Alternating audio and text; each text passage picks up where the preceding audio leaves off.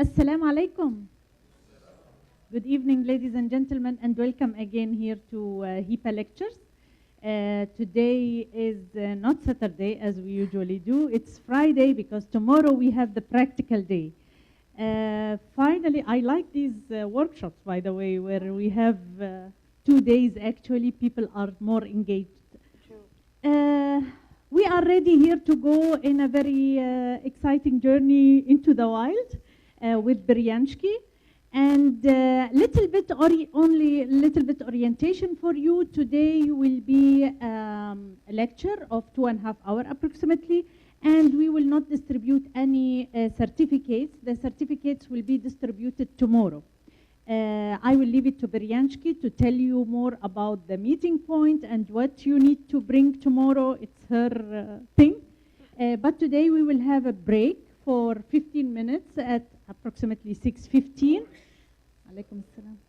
6:15. If you wish to pray, there is a prayer room next to the reception, or you can go to the ground floor if you wish. Another thing, all our lectures here are live streamed. If you think that anybody of your family or your friends couldn't make it to come today, please send them the link on our YouTube channel. Thank you very much and enjoy the lecture. Thank you. Hi everyone, how are you? Am I audible? Because we were practicing audibility since I'm a very soft-spoken person. So we were practicing whether people can hear me or not. How are you guys? Charged? The evening has just started. All right, my name is Priyanshi, and let's do some wildlife in desert. All right. So just one thing, whatever you want to tag, you guys can tag at HIPAA and at my Instagram ID. And now let's just start. So what are we going to be doing today is, I'm going to introduce you guys what wildlife photography is about. We're going to do some basic settings, brush up with your camera, whatever camera you use. What we guys are supposed to pack after we have done our basic settings. Genre of wildlife photography. So I'm going to take you through different stages. I have distributed our content into birding and animals. So while I'm taking you guys through the portrait, wildlife in habitat and wildlife in action, we're going to cover both birding as well as animals.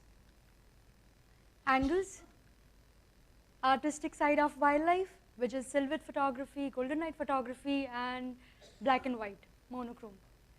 Documenting wildlife, and how do you handle telephoto lenses. So we'll start, yeah? Charged up guys, we just start, come on. Okay, wildlife photography. What is wildlife photography? What is wildlife? To me, I only define into very simple term, and that is being close to nature. Anything that is not man-made is wild. That's how I term it to be. But how do you do wildlife photography? It is 3 P's. Patience. Any kind of photography definitely needs patience, because you're studying it, you're growing in it, so patience is very important. No, I don't need that.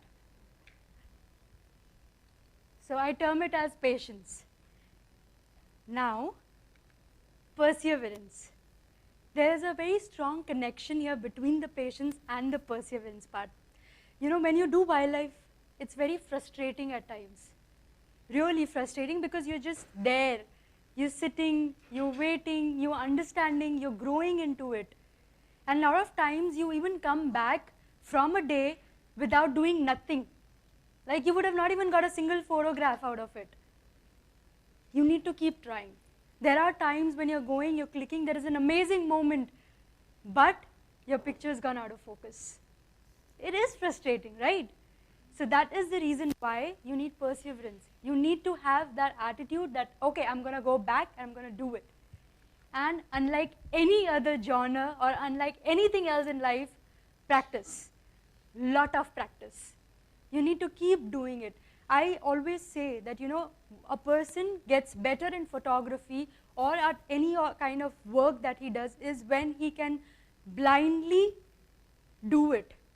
He does not have to see where my shutter is. He does not have to see where my ISO button is. You should be so good at it that you don't have to see it. You know where to press it. That is the point when you say it's practice. +1. Can you guys guess? That's another P. It's passion. Pure passion. The only thing that can get you going in wildlife is passion, because you will go out there, you will not get anything, you will get, and it is not out of focus, and there are times when you just go and you want to be there. You're like, forget the camera, I just want to be in that moment, I want to be there. And the only thing that can drive you is your passion, to go back and back and back to that place. Now let's start with our camera settings. I know some of you guys here, I can see who are already into wildlife photography, but there would be some who've not, who are doing it for the first time. I am going to just take you guys through the basics of the camera settings that you need to have when you are doing your wildlife photography. Guys, what I want you to do is, when I'm taking you through this, in case if you have any doubts, if you have any questions, just stop me, just raise your hand and stop me there. We will have a question answer session later on, but while we are taking this through, in case if you want to ask me anything, stop me right there, okay? The exposure triangle, mother of photography, father of photography, everything of photography. If you do not know this, you do not know your photography. It's as simple as that, be it wildlife, be it anything.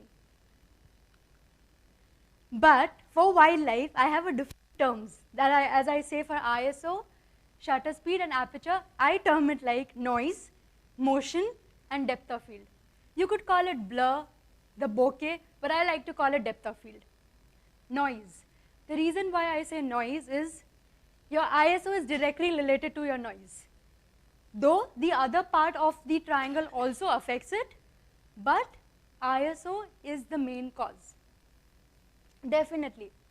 So one thing I'll tell you, in wildlife, when we are documenting nature, it's okay to have noise. In a lot of ways it is okay, because there are times that you're trying to take a photograph when there is no light. It's after the sunset or it is before the sunrise. So it is okay if it is noise, because you are documenting nature. And it's fine if you get noise. But when you have a proper light, when everything is fine, the light situation is ideal, the light is good, and then if you're having noise, that means there is some problem with your settings. I would always say that when in ideal situation you are in, when the light is good, everything is fine, your ISO should not go beyond 500. When everything is fine, I'm talking about an ideal situation, your ISO should not go beyond 500. Because in that situation at 500, it's easy for you guys to get a shutter of 6,000, 7,000, which also sometimes you don't need that high shutter.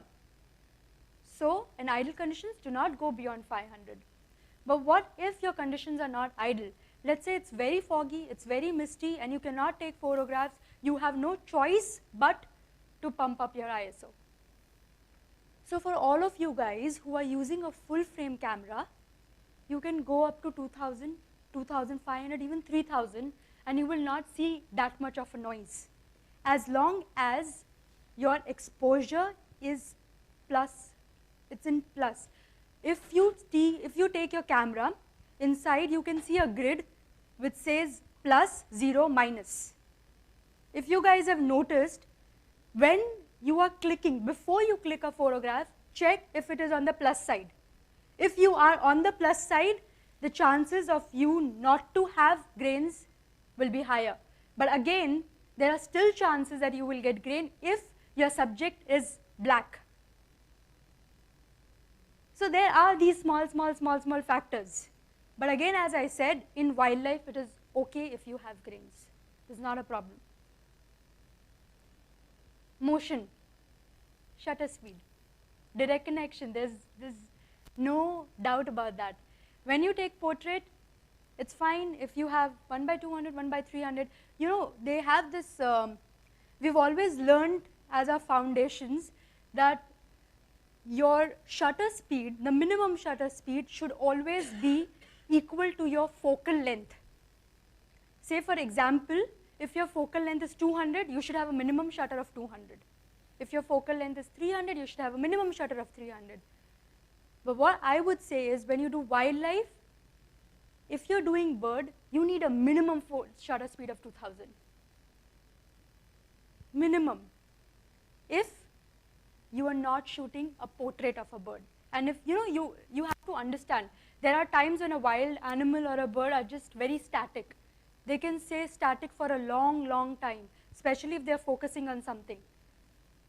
So if you're taking a portrait and the subject is really static, it's fine. You can even take a very good shot at 200, 300. I have taken shots at 1/60, 1/30. Because I know that I can maneuver my camera gear without a shake of my hand, and I know that my subject is not going to shake for a long time. It's focused somewhere. So you can do that.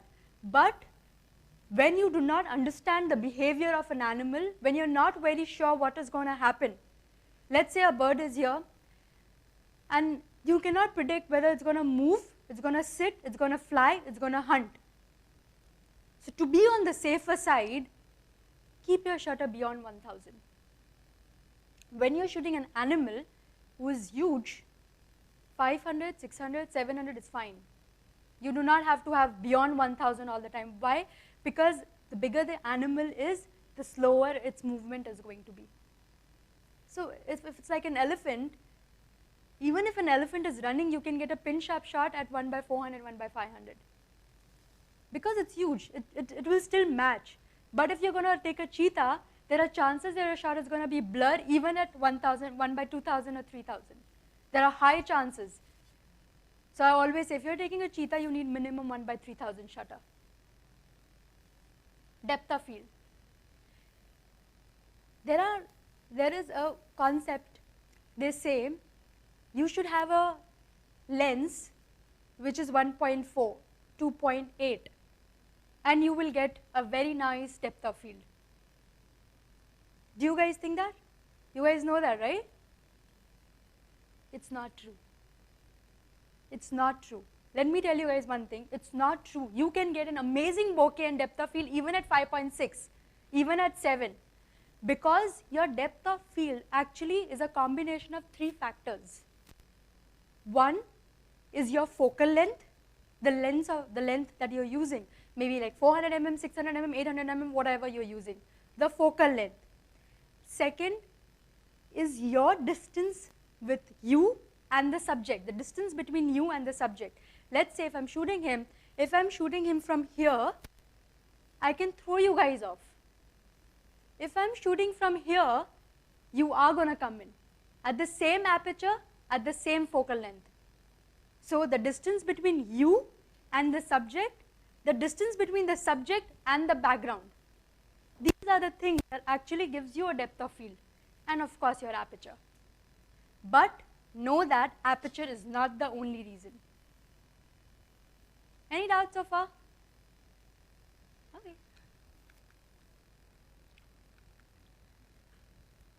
Mode. We all are aware of manual, aperture priority, shutter priority, bulb mode. So how many of you guys use manual? Okay. Any particular reason why you use manual? Okay, fair enough. How many of you guys are into aperture priority? Okay, I'll tell you one thing. It's good if you shoot in manual. It's very good. That means you know how to control everything. But in wildlife, it's sometimes really helpful if you go for a shutter priority or aperture priority. I'll tell you an example that had happened. Actually, it was an experience for me. I was an ardent manual shooter. I always shot in manual. And I somehow was not able to get a hang of aperture priority or shutter priority. I always used to wonder, like, my hand always goes on that. Why should I use aperture priority? Because I know I can just maneuver it all the time. until I was shooting cheetahs. It was very nice light, cloudy, afternoon about, I think, 12:30, 1 o'clock, something like this, 3 years back. It was very nice light, and I was shooting cheetahs, and I had a friend who was in another car. I was in my car, and my friend was in another car. We were shooting cheetahs. I was on manual. We knew that the cheetah is going to hunt. It was talking for a long time, and we knew that it's going to hunt. We are there shooting, and it was the 7th day of waiting for a cheetah hunt. So you imagine, 6 days, every single morning, 6 o'clock, I'm there inside the park. I'm waiting with those cheetahs that they're going to hunt. They're going to hunt. I want to take a hunt. 6 days have already passed. This is the 6th day for me. We're sitting there. We're going to take the photograph. It's very nice light. I've set my camera settings, everything. I'm on manual mode. Hunt starts. I am focused. I'm taking the photograph. Cloud moves up. Light comes out. And first shot, fine. Second shot, fine. Third shot, white screen. Fourth shot, white screen. Every screen is white. Every single screen is white. And I can tell you, I just had tears in my eyes. And I was like, shit, it's gone. It's gone. The moment is gone. Unlike other genres, I can't ask the cheetah, oh wait, let's start again. It's gone. That is when I realized that there are times when, it is much better if I put it on aperture priority or a shutter priority. It saves my life. If I would have done that, I would have got the shot. My friend got all the shots. He was on aperture priority. He got all the shots, I missed all the shots. And that was the day I realized, forget it. Manual does not work all the time. In fact, majority of the time. So, ideally you guys should go shoot in aperture or shoot in shutter.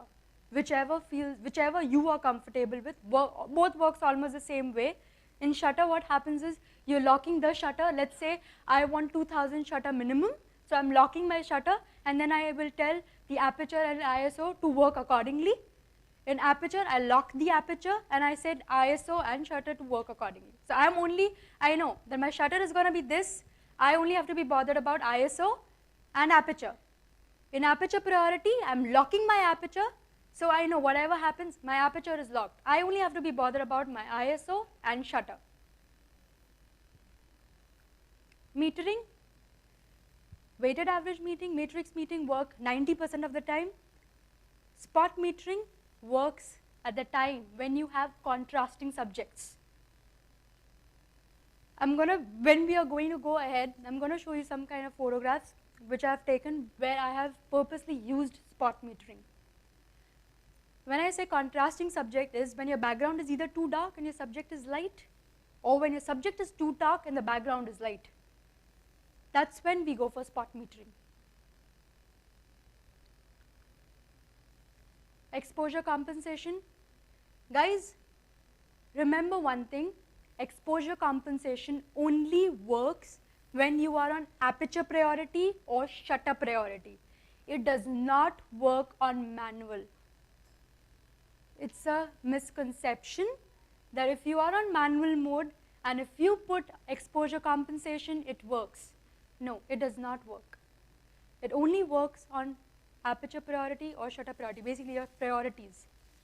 You would see if you are on manual, you can still use the priorities, but it does not give any effect. It's not going to change anything. Because in manual, you're controlling all the three aspects of triangle. In priorities, you're only controlling 2. One has already been controlled. So your compensation works. How it works? If you're shooting on a very dark background, what will you do? Under or over? If you're shooting a dark background? Under. No, under. Okay, let's do this. So if I am shooting wildlife and I'm shooting under, when already I know, let's say when you're doing a silhouette, for example, okay, when the sun is already going down, do you overexpose? No, you have to underexpose. What happens is, if you are going to overexpose it, you're not going to get the details that you want, you're not going to get the colors that you want. And let's say when you are shooting on a broad daylight, let's say it's 12 o'clock, light is right on my head, and I want to shoot. I will go over. What happens is when you do that, you are not going to get, you can actually eliminate shadows. But this rule does not work when you are shooting a white object or a black object. On a broad daylight, if you're shooting a white object and if you overexpose, you're not going to get any details of the white object. Similarly, if you're shooting a black object, if you underexpose, you're not going to get any details of that subject. So it works reverse for a white and black, but apart from that, it works the same. Any questions, guys? Okay. On a broad daylight, if I am going to be shooting, I would overexpose so that I can eliminate the shadows. You don't want the shadow of your nose on the chin. You don't want the chin on your chest. So you overexpose it a little. Similarly, in this situation, if you're shooting a white, you will not overexpose, you will underexpose. Now, if you're shooting a black object already on a cast sky or a cast day, you will if you're shooting a black object, you will overexpose.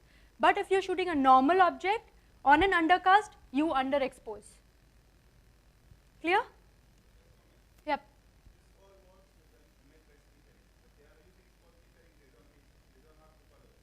Yes. That's why I said metering. It's very important. Release mode. Wildlife, close your eyes and put it on CH. Carry extra memory card. I have lost a very good shot in my life, and because of me being distracted and because of not having CH. I was in a sanctuary, I was taking egrets, and I knew I was waiting for 4 hours and I knew these egrets are going to fight. There was a painted stalk on the left which I wanted to take. It was beautiful background, beautiful light. I turned. And I thought, okay, let me compose it. Let me put it from CH to single release. I will take the shot and then I will again change it. That's what I had in my head. I did that. I took the shot and immediately I started hearing the egrets. I moved. I just moved and I forgot that I was supposed to change it back to CH. Fight started. I pressed the shutter. Talk. That's it. It was on burst. It was on burst, but it was not on burst. I lost it. It's been 4 years. I haven't got the shot again. So, better to carry an extra memory card and still fill it up with CH rather not to get a shot. Blindly, when you're doing wildlife photography, just put it on continuous high. White balance. For all those who are not into habit of using kelvins, auto works the best all the time. But if you want to get an accurate kelvins, accurate color, it's my suggestion, use white balance preset. So when you go down in your menu, you have something called kelvins written. This kelvins is when you can set your white balance yourself. Lower number, which is like starting from 2500, are your cold shades. Going to 6000 are your warm shades. So if you're starting in the morning, say sunrise, nice light, you can start with warm, 5500, 6000, like that. If you're shooting in the daylight, you can go up to somewhere between 3 to 4.5. But it needs practice, a lot of practice. Because let's say if you have set your kelvins to 6500 in the morning, then you are in the daytime and you're shooting and you forgot to change your kelvins, the problem that will happen is you will get a color cast on your subject. It will be a color cast, and it is really difficult when you go on post-processing, and if you say, okay, I'm going to go on post-processing, it's fine, I'll just change the white balance. You can do that, but you will get grains. You will get grains on the subject.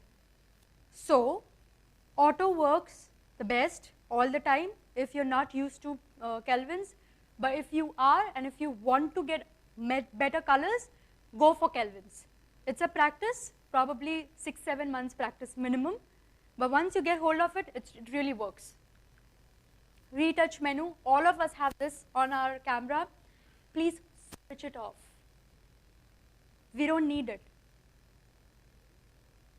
If you have this on, the issue is when you click, after you click, it will start processing, which gives you a lag, which we do not want in wildlife. So just switch it off. ISO sensitivity. So we all have something called auto ISO on our camera, which works very well. Problem happens is if you do not control it. So there is something called maximum sensitivity, which by default is at 12,800. Go there, set it out to 2,000, 2,500 or 3,000 maximum if you want to keep. But do not forget to set this if you're using auto ISO. If you don't use that, it's fine. But if you do, you need to set this. Autofocus. So if at all you're not using single point, you have to go for dynamic area AF 9 points. What I want to make you understand when I'm doing this is, there is a concept that says, if I have 51 points which are here, if I have 51 points means it's focusing a lot. No, it's not. It's focusing less. The idea is simple. How this works is, if you have a single point, we always say, single point means you're going to get a pin sharp focus where you're pointing it. Why? It's single. When you put a 4 point, it takes the average of those 4 points. So when you're putting 51 points, that means it's going to take average of 51 points. So you're not going to get a sharp image, as sharp as what you're going to get at single point or at 9 points. So whatever is your least 9 point or 11 point is the point that you need to have here. Focus. This is my shot. So focus is very important when it comes to any kind of photography and in bird also. AFC, always, because you do not know your subject is going to move or it's going to stay static or what. So you always want it to go on focusing, AFC. Then you have got something called release. If you go on your autofocus menu, you will have something called release, focus plus release, release plus focus, and focus. How this works is, release means I'm telling my camera whether it focuses or not. If I'm pressing the shutter, you just release it. When I say focus plus release, it means the first shot has to be in focus.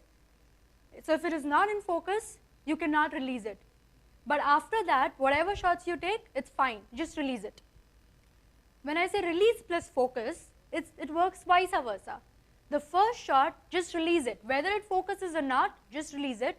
But the second shot has to be in focus. And focus, which says, do not release my shutter until it is focused.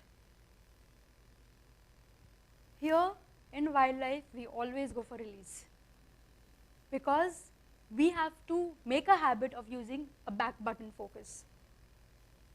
How it works is, when you hold your camera, hold the back button always and your shutter. So when you keep pressing your back button, maybe the first shot might not have gotten focus. Since you are still pressing the shutter, maybe the second will, third will, somewhere it will pick up the focus. So just put it on release.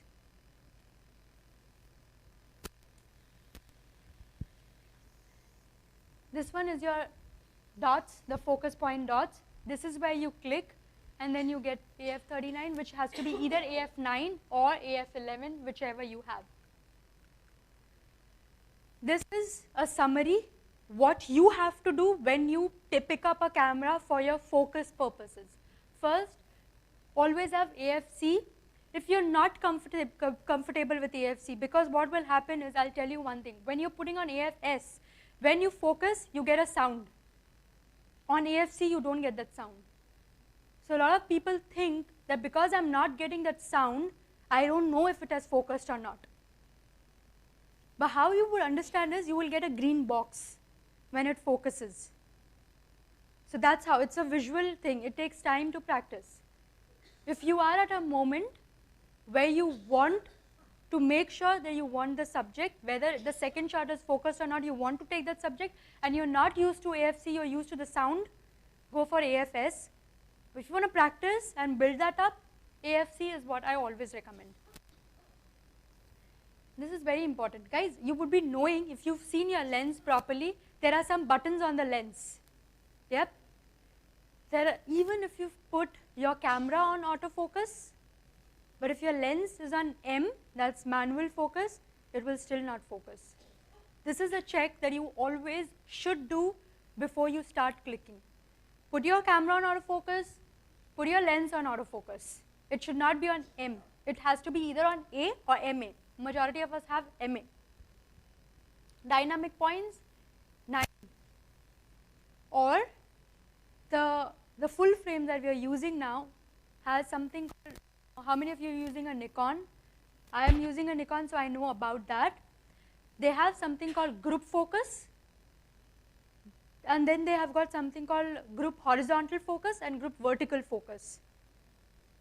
When you're taking multiple, when you're taking subject like this, you can put it on group horizontal focus. When you're taking a subject in a line, you can put up on group vertical focus. When you are taking just, when you want to just take a subject but you don't want a single point, when you feel that, okay, maybe my bird is going to fly away or maybe my animal is going to move, so I don't want to use a single point focus, but at the same time I don't want 9-point focus. You just put it on group because that is 4-point focus. So group has only 4 points. So it takes an average of 4. Check your release and focus options always. If it's not on focus, put it on release. Back button focus. Are you guys like used to back button focus? How many of you guys are not at all used to back button focus? Wow, a lot of people. Tomorrow we're going to practice back button focus. It really helps, not just for wildlife actually, it helps even for portraits, it helps for other genre. If you're not doing bulb, like long exposure shots, it really helps back button focus. You don't have to always just press half shutter and focus, you just press the thumb, and it's just the way it is put up, it's very simple to put the back button focus. Vibration reduction on, VR. When you're using a long lens, you want vibration reduction on. It will make a sound and it's irritating, but it's required. It's very irritating, that sound, it keeps coming, it will keep coming, but it is required because it will stabilize. When you use a longer lens, you need stabilization. L button on your focus, always check that that L button which is there behind on your camera, it is off. If it is on, your focus is not going to move. When you have to move your focus with the grid, it will not move if your L button is locked. Any doubts, guys? If you guys want to take this is all you have to remember when you're setting your focus. Okay, we are done with the camera settings. If there is any questions, please let me know. All good? Okay, so once you are all thorough and if you decide that you want to go for your wildlife trip, this is a small kind of a list, you could say, a small list that I have prepared that you should always have when you travel. This does not apply for tomorrow, but this is for any trips that you go outside. Clothes, mask, hat or gloves. Gloves are important, especially if you're traveling anywhere where it's cold. Even if you travel Africa for say, the mornings are very cold generally. And to warm yourself, it's important that you have your gloves. Your equipments, your batteries, tripod or bean bags, memory cards, laptop, hard disk, binoculars, charger and cables, power banks, torch, rain cover. Always carry a rain cover. Not only if you feel that, it's raining so I need it, no. Even if it's dusty, it helps. You don't need to have very expensive rain covers. Sometimes even just a bag works. A cloth bag works. If you can, you just have to cut it on the front and tie it up. But it really protects your equipment. Since the lenses are pretty expensive, wildlife equipments are pretty expensive, so you can really protect them, small stuff.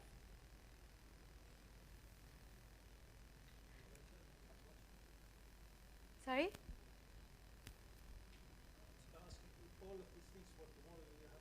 No. This is mainly for, in case if you're traveling out, this is something. Yeah, you could say Africa, or if you are, you can just add a jacket and pair of warm clothes if you're traveling somewhere else. Your basic medicines and first aid. This, for every single person who feels that, they are irritated with insects, this is the most important thing. I pack 4 of them, insect repellents, because not only that I am very sensitive to insects, but also because of the fact I have insect phobia. And I travel all the time, probably every alternate month, and I have major insect phobia.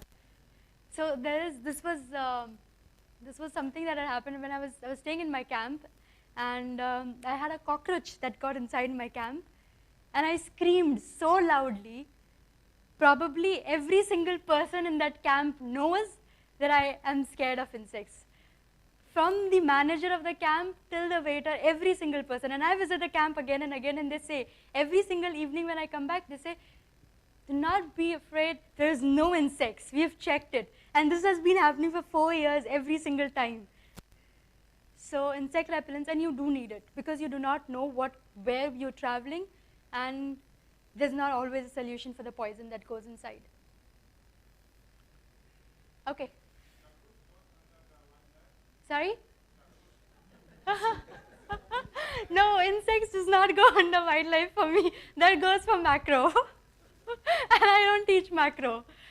In fact, I was asked once that, how are you going to be a wildlife photographer if you're so scared of insects? I said, I close my eyes. I pretend that they do not exist. I just tell myself they don't exist. Okay, before we start, there's something I want you guys, let's just see this to prep you up for what is going to come next.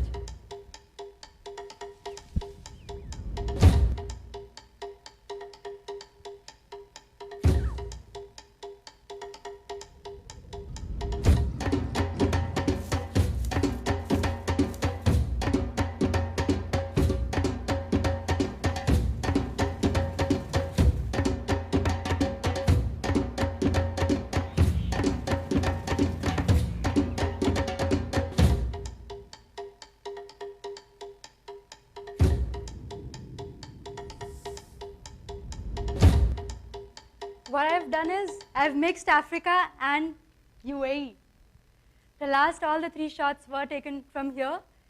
They are from Dubai and Liva. Yes. Partial shots are from Masai Mara, some of them are from South Africa, the last one's from UAE. So, guys, camera settings, basic settings, everything are over. Now we're going to get into wildlife genres. Before I get into that, do you guys have any doubts, any questions on your cameras? None? Okay. All right. First is portraits. Hi.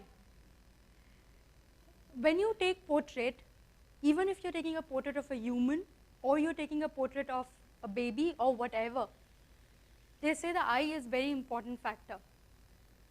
Actually, the same thing goes for when you're taking a portrait of an animal or a bird. There's just one difference. When you're taking a bird, they say not just the eye, even the plumage is important. If your eye is not focused, even if it is a close-up subject or a portrait, it does not work. Your eye has to be pin sharp. It is okay. You know, we say for a human portrait, the eyes are important, the nose are important, ears, if they go out of focus, it's fine. Same goes for birds and animals. The eye is important. For animals, the whiskers are important. Beyond that, if the neck or the plumage goes out of focus, it's fine. Blend it with the surrounding. So when you take portrait, let's say when you're taking, maybe if you're doing a fashion shoot or if you're taking a normal portrait shoot also, what we do, the main is the subject. And then you want to show a little bit of the surrounding area. Same goes with them. Same goes with birds and animals also. Your main focus has to be the subject. But you do show a little bit of surrounding just so that the eye first goes on the subject and then it moves away. So when you're taking a portrait for a bird also, if you're not taking a cut shot, when I say cut shot, this here is a cut shot because I've not taken the entire bird. I've just taken it from the neck part up. Also, when you're composing a portrait, don't cut it here. You can't cut it here. You cannot keep it hanging. For any kind of a subject, you need to give it a base. So when I'm taking this, this becomes the base that is holding my portrait. So if I cut it right at the neck, it's hanging. It should not be that case. In this case, I have showed the entire background, but my focus first goes on the bird. So blend it with the surrounding. Bokeh feel. Now, the way you show a portrait is not always just by having a very tight shot of the subject or by cutting it off. You use your depth of field. Either go very close. Try sometimes to keep a subject which is in front of the in front of your main subject. Here what I did was I have grass till here. It's only grasses till here. So I kept that because I wanted those grasses here and my focus is only on the eye. But at the same time I've showed the background completely, but your first focus will always go to the eye. Use elements, put it in front, and it's fine if your foreground is out of focus. Because if you're doing it intentional, you want to show that this is where the subject is, but I want you to know that this is the subject that I'm showing. Again, when you take animals, unlike humans, when you're taking portraits, you have to show the ears. It's compulsory. You cannot cut at the face. When you show an animal, it is okay if you cut the ears. But what you cannot cut is the whisker. Whiskers are more important for an animal than the ears. So you can have a real tight close-up shots, cut down the ears, and it's fine. But as I said, eyes are very important. In portraits, it's all about the eye. When you're taking an action shot, it's fine if your eyes are not as sharp. It's fine if your focus has shifted from the face to the neck or to the body, it's fine. But when you're taking portraits, it's all about the eyes. In case of this also, if you see, I have cut the ears when I made it. It's fine if you cut the ears. When you're showing a close-up portrait, it's all about the eyes, about the whiskers, about the trunks. Again, just the same thing that I did with the bird is what I've done with the animal. I have used the grasses as my foreground and I have left the other thing out. I've used a shallow depth of field, which actually works very well when you're using a portrait. And it is exactly same what you do when you're doing portraits for humans. You always go close. You do shallow depth of field, you want to throw out the background. It's exactly the same concept that works with when you're taking a portrait of an animal. You take an angle, compose it close, throw the background. Because when you're showing a portrait, that means your animal is still. There's no real movement that is going on in the animal. So how do you make a difference? If I am taking a shot, I am taking a shot of him, I click a photograph, she will come, she will take a shot of him, she clicks a photograph, he will come, he takes a shot. We all are going to have the same shot. The difference comes in how you take it. What I did is, I put the grasses, I compose it in manner, I'm taking the grasses in front, I'll put a glass in front, I go closer, or use a focal distance which is huge. Here in this case, I used a focal distance because I was a little far. I used a focal distance to get that impact. I used the grasses down, went close, and I threw the background off. At the same time, because of the focal distance that I was using and my aperture, the foreground also became out of focus. So you compose it in a different manner. But the idea is that your eyes and the whiskers have to be sharp. And I'm going to repeat this again and again. Remember this, because a lot of time people tell me, Priyanshi, can you check this portrait for me? But the eyes are not sharp. Or if the eyes are sharp, the depth of field, the aperture is so low, it's so open that the whiskers are gone. Your whiskers need to be sharp too. You would not like if your eyes are sharp and the nose is not. It's the same concept. Eye contact. It is amazing when your subject has an eye contact with you. If you see, this year, I do not have an eye contact. And this year, I have an eye contact. It makes a difference. It makes a difference. And for an eye contact, you've got to be patient and you've got to be quiet. You've got to be really quiet. Animals do sense you. If they find you noisy, they don't want to even stay. They will just push off. And they'll go off because they get disturbed. Since they are always constantly hearing to protect themselves from somebody else, some other predator, they don't want noise. But they can always sense you. So be very quiet, be patient, be there. You will get an eye contact, for sure. I go to Kudra. We all know Kudra. That's where we do majority of our birding here. And when I am there with the flamingos, I will just sit there. When you go, you will see that the flamingos push off. They just go away. They don't like you. You stay there for long. Be very quiet. Do not move. Do not move your cameras also much. Just be there. An hour, wait. They all come right close to you. The first shot that I showed you, this one, the distance is just this much. It was just coming walking towards me. And that is the reason why I've taken this with 70-200. I've thrown it off, the background, because it was that close to me. I was there for almost about 2 hours without making any sound. So, and that's why if you see even here, I've got a complete eye contact. So when the animal gets comfortable in your presence, or a bird gets comfortable in your presence, they do make eye contacts. And any kind of picture with an eye contact is always better than without.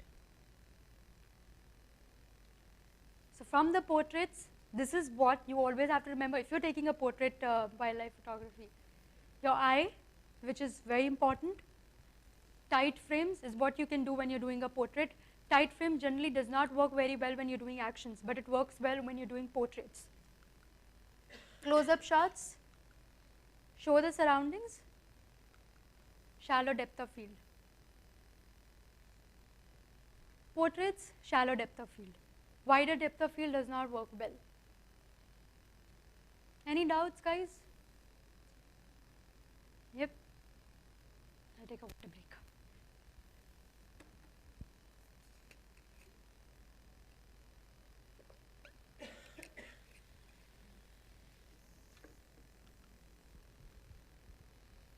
Wildlife in its habitat.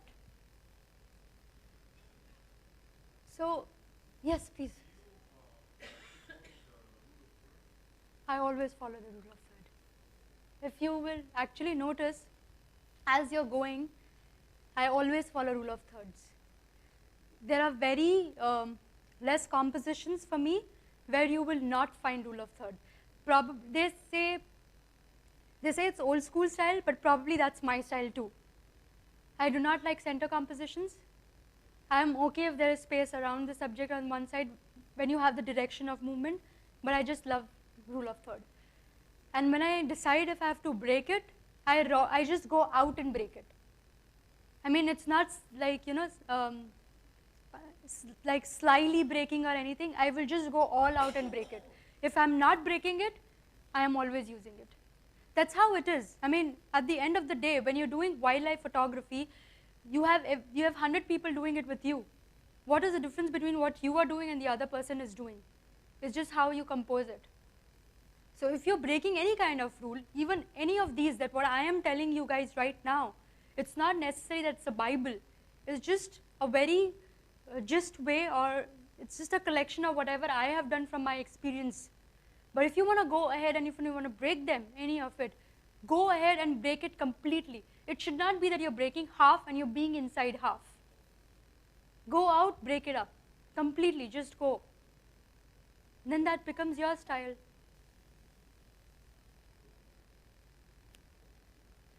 Wildlife in its habitat.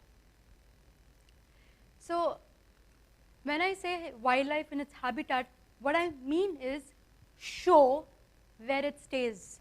Show more of the surrounding, less of the animal. When I say habitat, I meant show where it stays. This is where it stays. When I say sorry? Yeah. When I say portrait, I meant focus on the bird. Nobody cares where it stays then. All you're showing is the bird. Show the surrounding. So now these cranes are 6 feet tall, almost. They're Saurus cranes. They're really tall cranes. But what I want to show is where it stays. I want to show that it's nice, misty place, and that's where they are. So show the surrounding. Make your subject look small, and it's fine. That's what you're showing. Show them in their groups. Ideally what we would do if we have, this is what had happened also. When I was at this place, we were all walking around. We were looking for Saurus cranes dance, because these cranes, they dance. They call and they dance. So we were looking for those cranes. While I was walking, I was leading this group of people. They all were just walking. I told them, stop by, see this. They're like, oh, no, it's too many birds together. We cannot seclude anything, we cannot take anything. But you see where they were, it was so beautiful. It was completely dark because this place was under shadow. It was completely dark. And if you notice, pelicans, flamingos, the birds who always stay in groups, if you notice, they have a pattern. They always have a pattern. For example, if you notice and study flamingos, there is a leader in flamingo. When they have to start flying, you will always find there's one guy who comes from behind, who will walk, come in the front, and then it starts flying. When that starts flying, you know everybody is going to start flying. We ideally always feel that, okay, the leader is in front. No, the leader is at the back. Same goes with pelicans. They always are in groups, and you will see them if one person is if one person is fishing on this side, everyone will be fishing on this side. There are very few rebels who will be on the other side. Majority of them are on the side. So see the group, see the place, make a pattern, and shoot them in a group. It's nice. It's something different. Wider depth of field. That's what you have to do when you use habitat. Yes, please go ahead.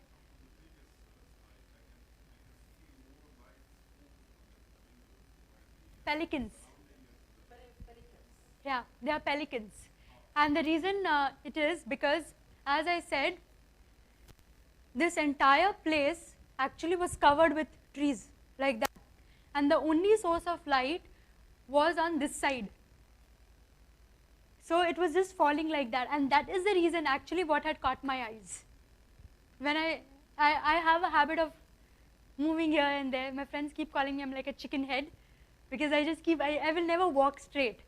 I will keep looking here, I will keep looking there because I want to just see where or what all I can see. And that's what a photography makes you, I feel. It makes you see beauty in every single thing. So I have a habit, and I am somebody who's always struck by light. So that was the entire thing that was here. This entire place was covered, and since these are Dalmatian pelicans, they are white in color. So when the light is falling on them, they really shine, especially when the background is completely black. No, I do not. And I will not even ever in my class, or if I see somebody, will always say, please do not do that. See, would you like if I use a flash right on your face? You won't, right? Just because they can't speak doesn't mean you can do that. I know you would get a good picture, but that's not right. Just because they cannot say and they cannot tell you to get out, do not mean that you should do that. Ideally, trust me, the way we photographers are, including me, the way we all are, literally we just there in front of them taking their photographs, whether they're eating, they're hunting, they're drinking water. If we were humans, if they could speak, they would say, just go, why are you disturbing us? So we are anyways doing a lot of damage to them. Please, ever, it's a humble request, do not use external flashes on them, it hurts their eye. And to an extent, if you're using it on kids or offsprings, they can even blind them. Not recommended. This, again, it's very similar to a photograph of what I had earlier. This is a leopard kid who was just about a month old. And when a leopard's cubs are that small, they do not really come out and open. The mother wants to protect them because they don't live for long if they are out. There was a case where, there was a leopard who had 4 kids, and all 4 were killed by another leopard who was not even belonging to the territory. It's just a competition. For an animal, either the animal is a competitor, it's simple. The other animal, either it's a competitor or a food. We say in our wildlife language, every other animal for an animal is either a prey or a predator. That's all the concept is. So for an animal, the cub is also it's a competition at the end of the day when it grows up. So you will not believe this leopard went, it killed the cubs, it did not even eat it. It just spot killed and went away. So what mothers do is they keep their babies in shade, in a place, in a jungle, in a closed area where it's not easy to see. There was a ditch right here, a huge ditch. This cub was playing. It was just early morning in the sunrise had just happened. And the lights were coming sparingly from one side. That's why everything is actually dark. If you see, even the back of it is dark. It lasted only for a few seconds when the light hit the face. And then the cub itself moved away. I do not even have a second picture, like a subsequent shot of this. When I was taking it on burst mode, I just cut the first shot. But here it is what, if I wanted, I could have taken a very nice close-up shot of this. I had my focal length, and I could have taken a very nice close-up shot of this. I would have got this completely out, and I would have avoided this because it was pretty much far. There was nothing really destructive. But I wanted to show where it was. Because you generally don't get a leopard cub, such a small cub, even in open. Though this guy gave us a very good show. It even came out, it walked with its mother, it was talking. but I wanted to show the habitat. So when you show the habitat, open up your F. So at least these things are in focus. Your surroundings is seen.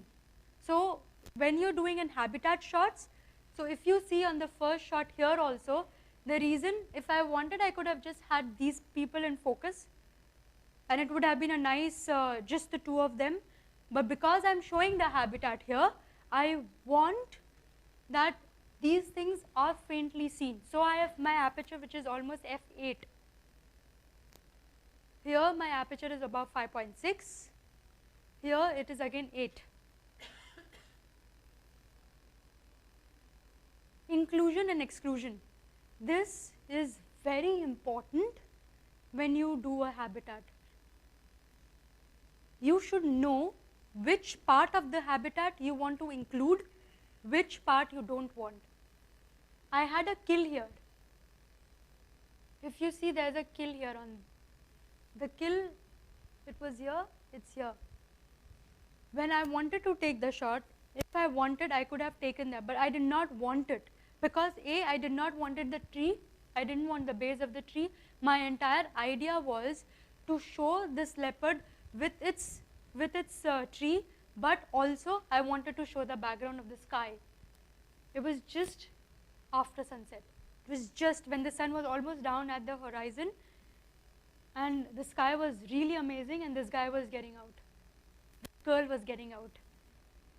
So you should know what you want to include in your photograph, what you do not want. Even when you're taking a habitat shot, does not mean you take a group shot. Khalas, everybody is there, I'm taking everything inside. No, no, no, no. Compose your shots. You should know, okay, I only want this part of the habitat, I don't want to show this part. As much as you try and compose when you take a photograph, it's better. Cropping makes your picture lose the authenticity. Show the habitat, know what to include, what to exclude, close-up shots, wide angles, higher key points, and wider depth of field, which I missed to write. We'll take a break? Yes. Okay guys, let's take a break. 15 minutes? It's too much of gyan, isn't it? Thank you guys. For tomorrow, I'm a beginner already in photography, but I have a crop frame camera. This is 200D, this small one that I am starting with it. Okay. So it's okay for using. 200 mm you have? I have 18, 30, 300. It will work. It's okay. 300 is good enough. I was asking for 200. 300 is good enough. Would it be possible tomorrow before we start shooting just to run through the settings again? I am going to, yes. Yeah, cool. Yeah. I was actually up in Kudu this morning with Nikon. Okay. Nikon, and actually there's a couple of shots from this morning. Oh, this is nice. Yeah, I wanted to play with Photoshop. I I like just this had this one. Yeah. I like selective coloring a lot. I got Oh, it's beautiful.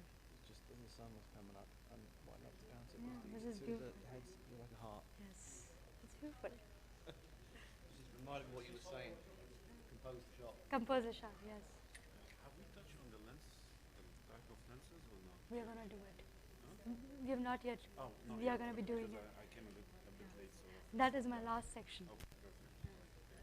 Yeah, I need opinion. How is this? I crop it. It's highly cropped. Highly. I mean, it's not original pic is different.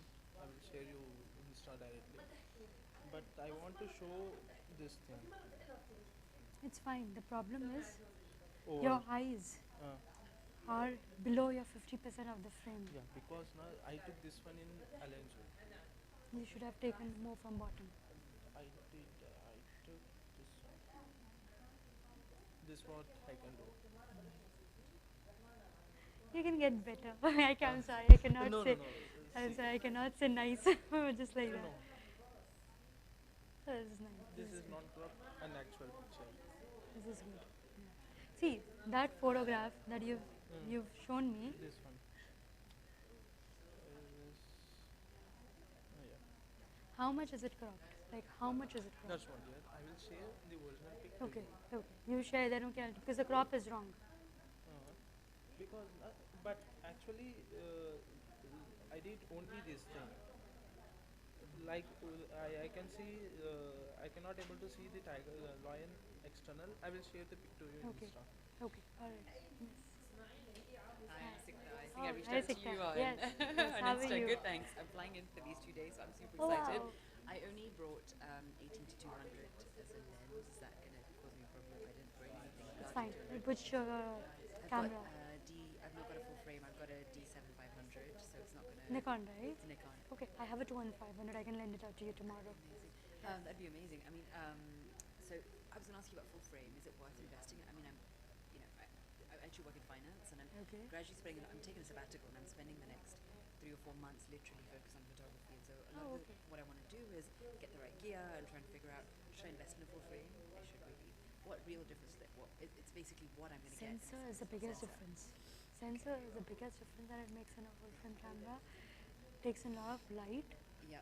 and obviously it's your release mode also. Your frame per seconds are different. Okay. Yeah. More options in terms of focus Yeah. than in terms of crop sensor. And you've got D7 500. Yes. It's pretty. Pretty low, right? Pretty low. So 850 was something I was looking at. 850 is good. 850 is fine. It's to very take. good. I was like, that's the next one. So I'd gone on a trip, a photography trip in Peru with a group, and they had the two.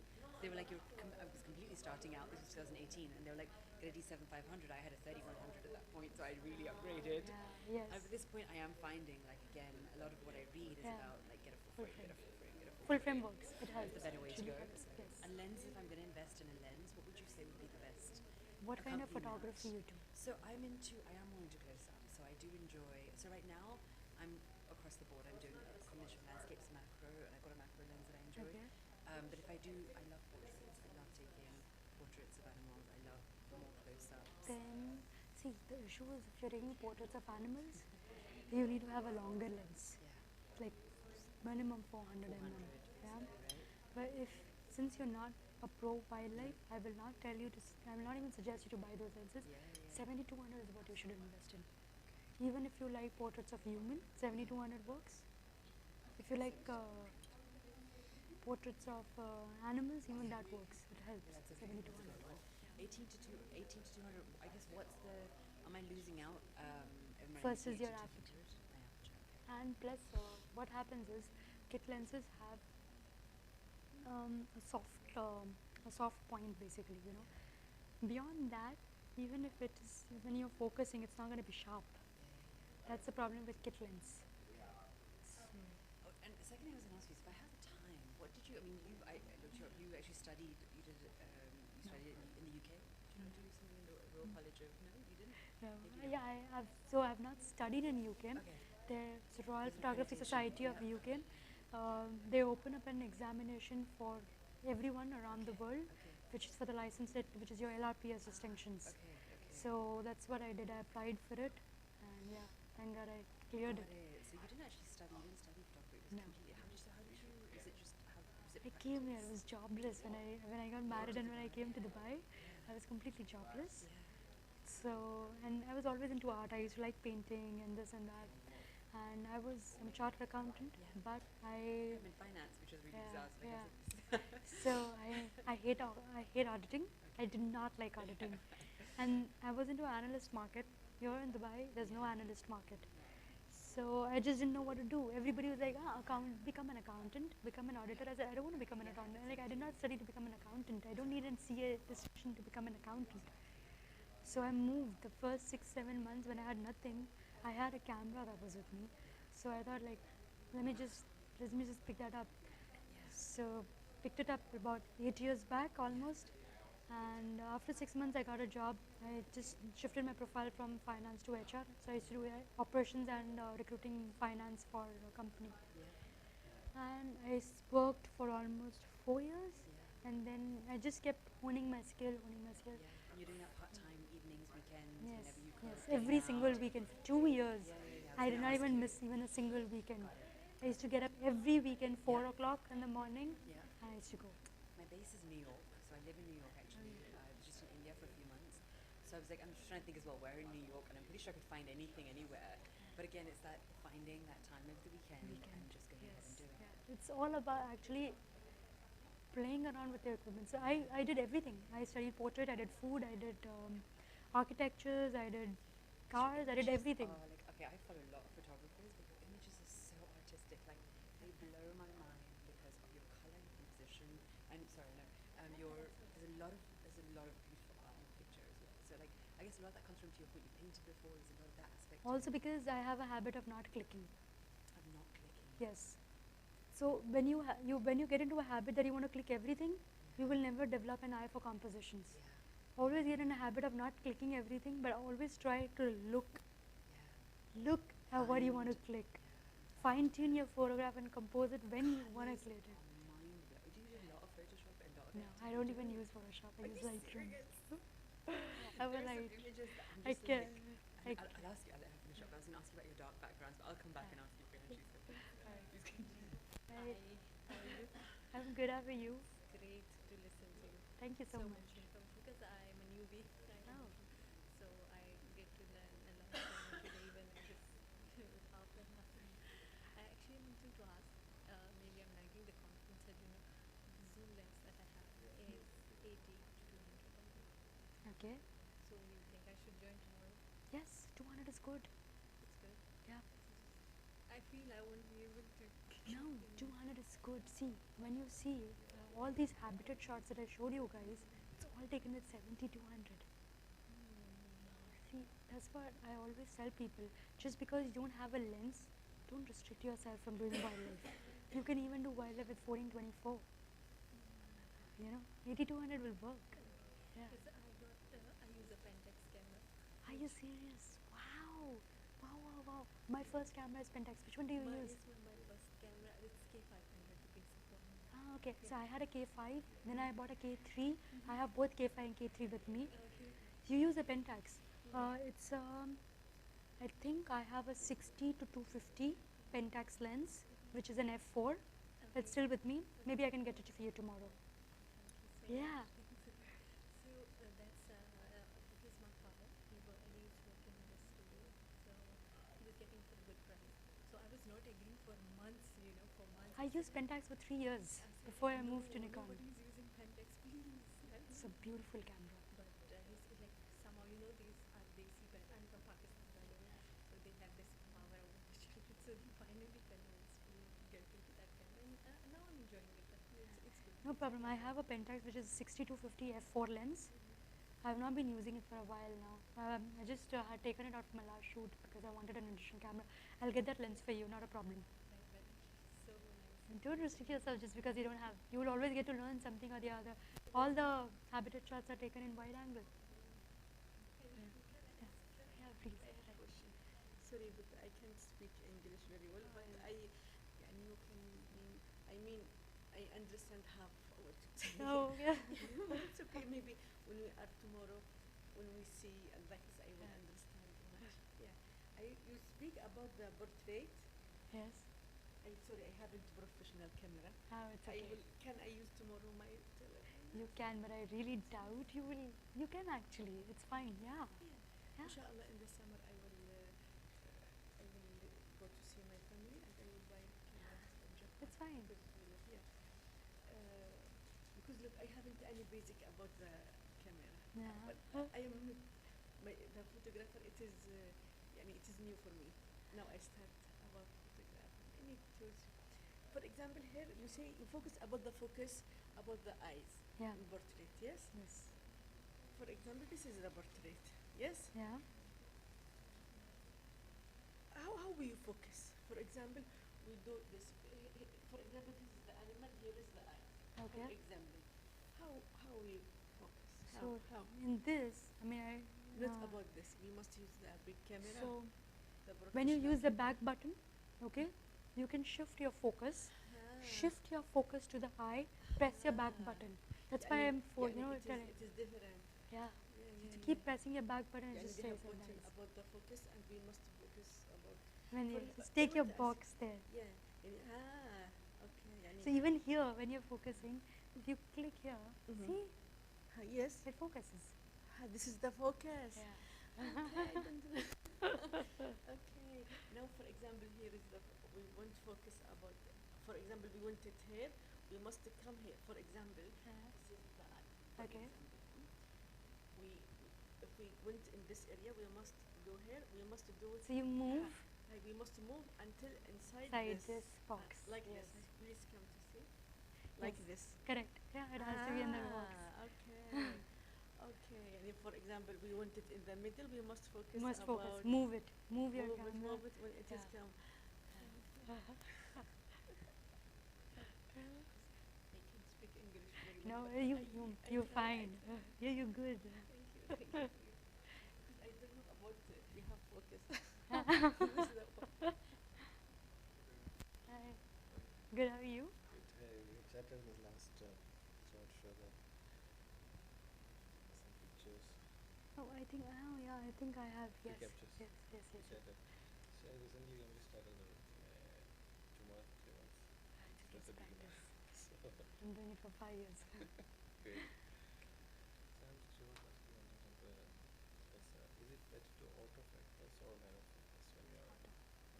Is it better, right? Manual does not work with wildlife. Does not work with wildlife. By the time you'll focus, it will move away. The bird, the subject So will your go. shots is marvelous. All the shots. Sorry? I saw your shots. It's very marvelous. Thank you. Inspiring. So Thank you. thank you. Hey.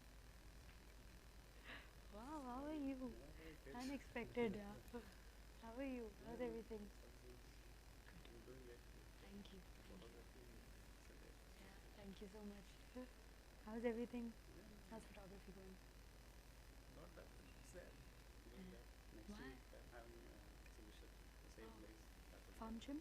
No, Cartoon World. Cartoon Art Gallery. Same Oh, yeah, place. yeah, yeah. Yeah, oh, wow. Oh, I'm gonna come for sure. Yeah. Yes. Send you the invitation. Yeah, please. Yeah. Butterflies only. So what? Yeah. Butterflies. Wow. Different from butterflies it will be, right? Then a friend who is doing the artwork, so painting and photography exhibition. Painting of butterflies and painting of photos. Oh, I'll come. I'll definitely come. That's nice. Because of it, I have your lot of tips. Yeah, now I'm going to slow down. Last year I was traveling almost every single month. Like every next month I'm traveling and I was like 15 days gone, 20 days gone. I'm very tired. So April, now January was a trip for tigers. April is the Tigers, second, Bandhavgarh. Yeah, so April is the last trip again for tigers. Maybe I'll do one trip in May to Africa, but that's last. I just told myself that's last. I need to take a break. Yeah, it's just been crazy. Very good. I was doing a project with one channel, and that's why I was moving. The project got over December, so that's why I'm just going May once again before I take a long break. At least 6-7 months break I'll take. He's doing amazing. He's gone hiking to Ras Al Khaimah today. No, not Ras Al Khaimah, Fujairah. Yeah, he's doing amazing. I'm doing well. There's something to eat. Yeah, there's some cakes. Okay, I'm always hungry.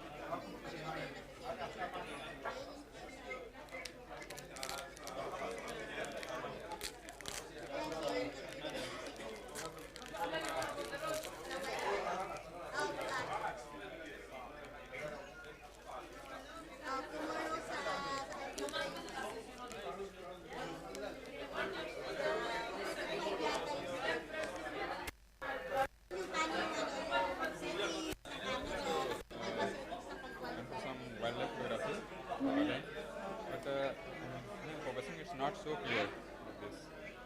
I am increasing the Yeah, it's not sharp. not The much focus means, is here. And I think you've cropped a lot no, I'm not cropped. It's not I cropped? was using the zoom lens. because it's not focused only. There's no focus. Might be focused somewhere else, but some part of the body is focused and some part is not. Maybe because your box, the focus box, is not where it should be. Which model should be there? Sorry? The focus point Either which camera are you using? D5600, D11. 11 points focus. 11 point. And single point focus or Autofocus continuous. autofocus continuous. Right? Because I was using manual focus. That's why. Manual focus does not.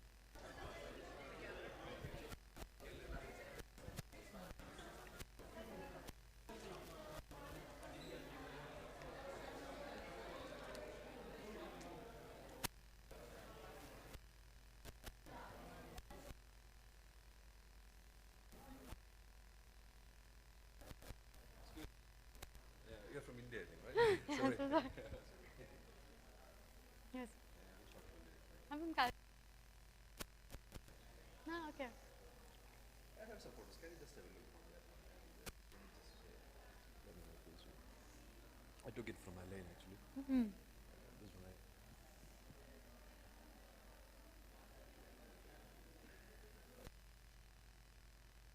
Color is also not.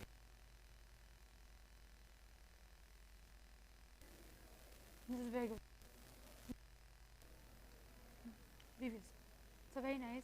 What is the lens that you were using? 70 to 300. Yeah.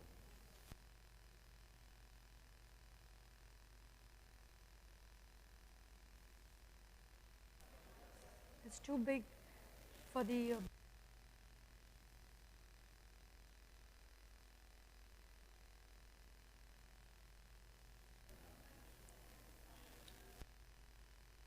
I mean to submit for their, you know, their competition.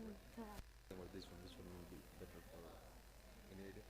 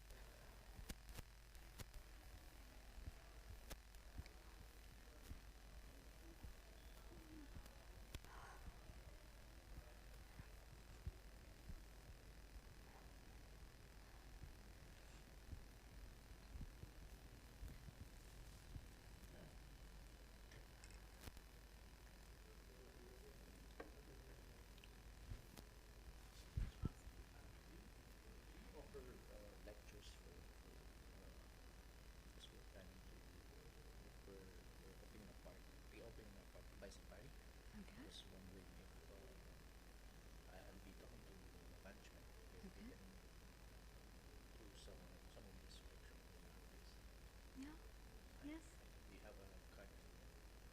I do, I'm not carrying it. Just get me on Instagram. I have a card, but I'm not carrying it. Plus 971 052 699 6309.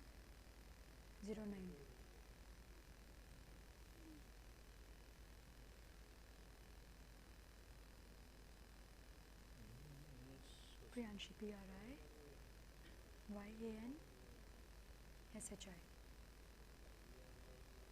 Yeah. And your name is? Rolin. Okay. Yeah. in practicing welder. Mm. Yeah.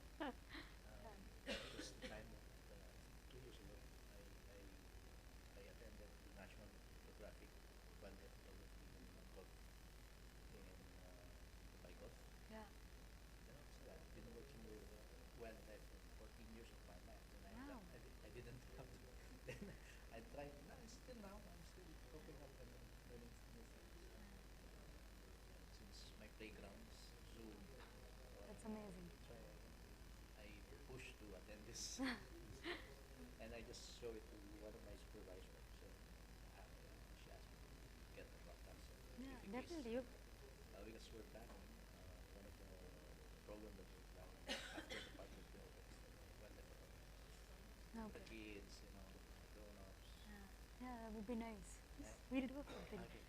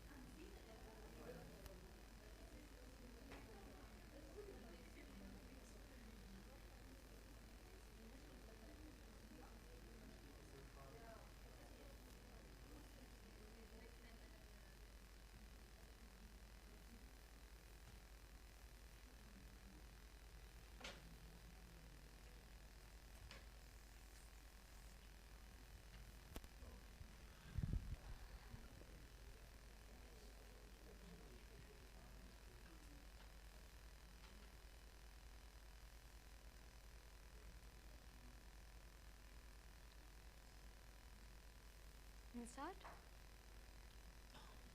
You guys are fine? We start? Yeah? Okay. So,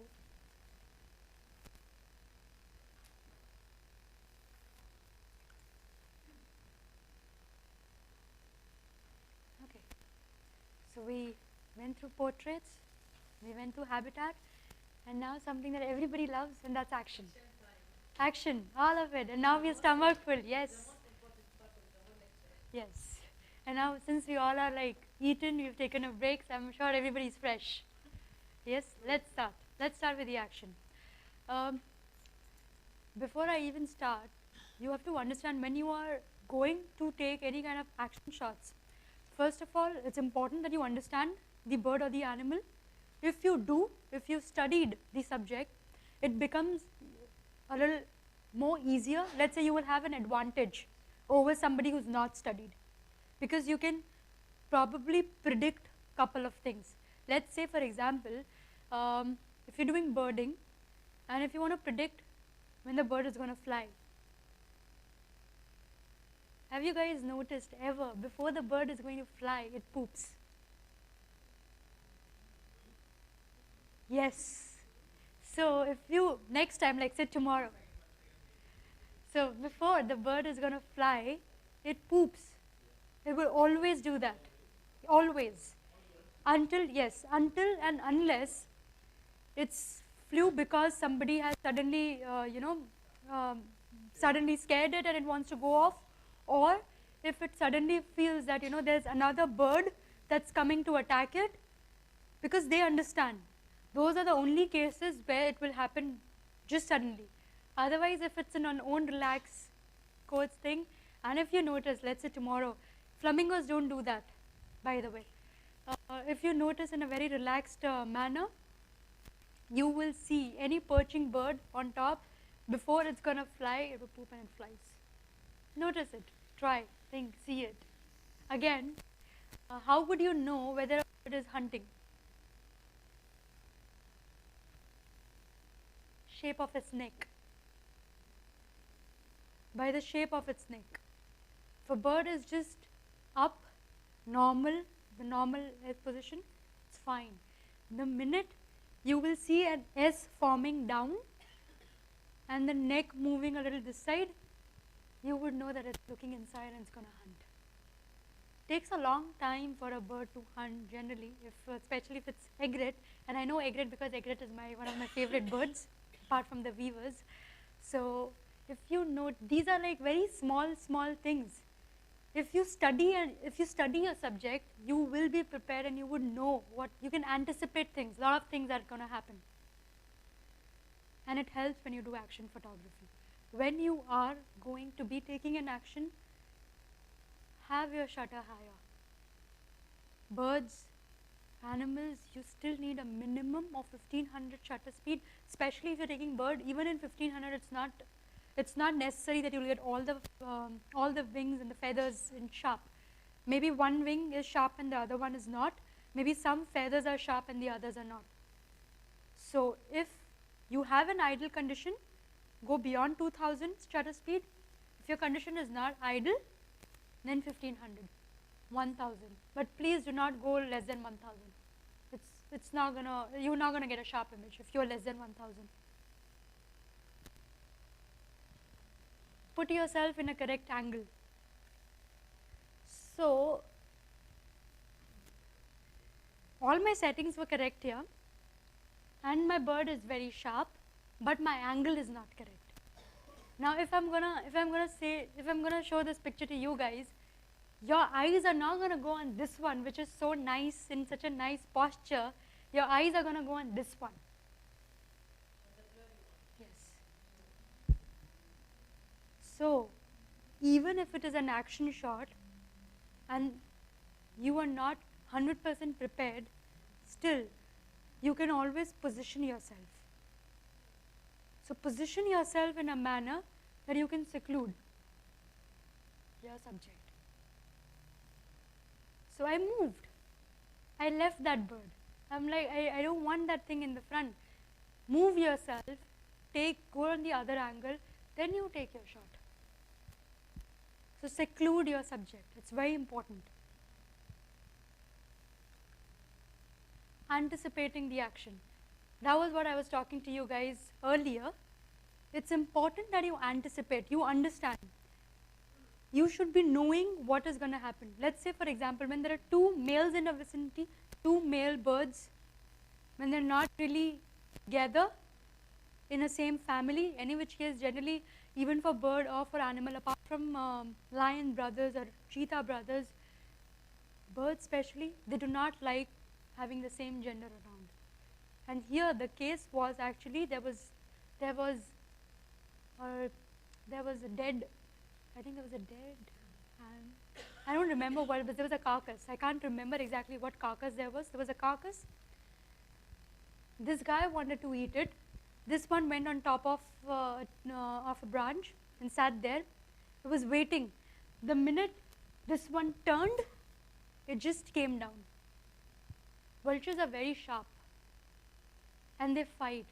They really fight. These are white-back vultures. This is a critical endangered bird. White-back vultures. White-back vultures. So yeah, if you can anticipate, so you know, now you know if there are two male birds, female birds still stay together, but males generally do not. So if you know there are two male scavengers, you can expect that there could be some action and you've got to be prepared for that. So anticipation is very important. Details. Now again, even when you're capturing wildlife, when I say that you're doing portraits and you need to have a sharp eye, when you are doing action shots, it's okay if your eye is not 100% sharp. Though in my case, this case, it was, because I was pretty much closer to the subject, and the reason is because I was doing hide photography, which I will talk about a little later. So here, because I was pretty much closer to the subject, my eyes are sharp, but my food, the food what it was having, which in case I was very happy because it was a cockroach. I was really happy. So is also pretty sharp. And it is important. When you are doing actions in terms of cats, especially when you're doing cheetah hunts, when you're doing lion hunts, chases especially, it's important that your predator is sharp. It's fine if your prey is out of focus. When you're doing birds, it's important that your prey and the predator both are sharp. Because in case of an animal is pretty huge, birds are not. So it is okay, the focus would shift. In case of bird, it does not. So if your focus is not here, your focus is here, automatically this is going to be out of focus. Or it might be that this is in focus, but this will become out of focus. You cannot have that. So it's important that you're capturing the details when you're doing an action shot. Always be ready. I say when you do wildlife, you don't see with your eyes. You do not see with your eyes. You see through your viewfinder. You have to make a habit of seeing only through your viewfinder. If you're seeing through your eyes, you will see by the time you go back to the viewfinder to take a shot, you would have missed the shot. So when you're doing a wildlife photography, you've got to see only through the viewfinder. It's a practice. If you are really passionate about following wildlife or doing wildlife for a long term, it's a practice that you have to have. See through from your grid.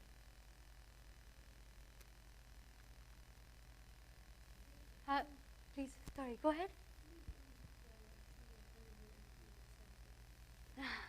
That's wildlife. It's wildlife. This is Africa, Masai Mara. Yes, it's a gazelle. It's a same day old born kid. Impala. So focus on the predator. As I said, sorry, please.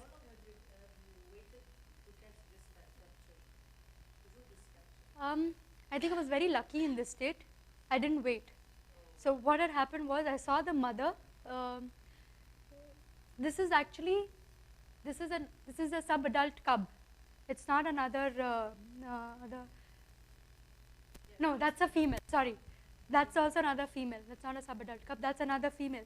So this pride was actually hungry for about 3 days, and I had been following the pride for 3 days. Though I was just going here and there also, since I knew that these mothers are not really good at hunting.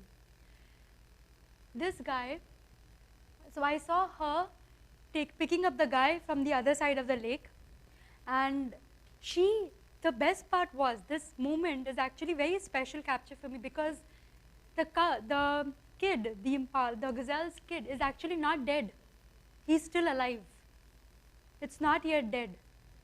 What had happened was, she picked it up, and you know when she had picked it up and she was walking and she was crossing, she was literally caressing. She was caressing. This kid got up, it was trying to move, but kept caressing. All of the females were hungry. The pride had about 8 sub-adults. So the mother got the impala's cub. She kept it there. When she kept it here, I actually noticed there was one lioness which was coming from the other side. That was this. Generally what happens is, when there is a small hunt, a small kill that takes place and there are too many feed, the lioness will fight among each other in the same pride to pick that up. So I had already anticipated that this is going to happen. Now, how I positioned myself was, she was lying like this on this side, and the lioness that was coming, it was coming from this side. I went all the way and I came and stood here because I knew the only way of exiting, the only way of running for her is like this. That is because of my experience in studying wildlife. I had it in my head. I knew she cannot run straight because there is another couple of lions there. And if she runs straight, this lady has an advantage. because she's just going to start while she would have already sprinted. So the only way she has an advantage is if she moves like this. So because I anticipated, I went and I stood there. This is taken with 7200 mm only. So whoever asked me about small lenses, it's taken with a 7200 mm. And it's a full frame shot, not cropped. I didn't have a choice, I could not crop because there is no space for me to crop. So the story was, it did not want the lioness to actually have this kid. It took this cub, it ran, and it settled there. Lioness could not take the cub. She went back to the other lioness and she was sitting.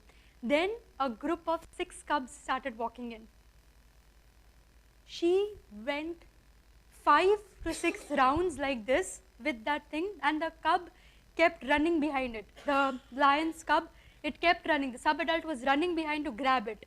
After about 5 to 6 rounds, it threw this cub.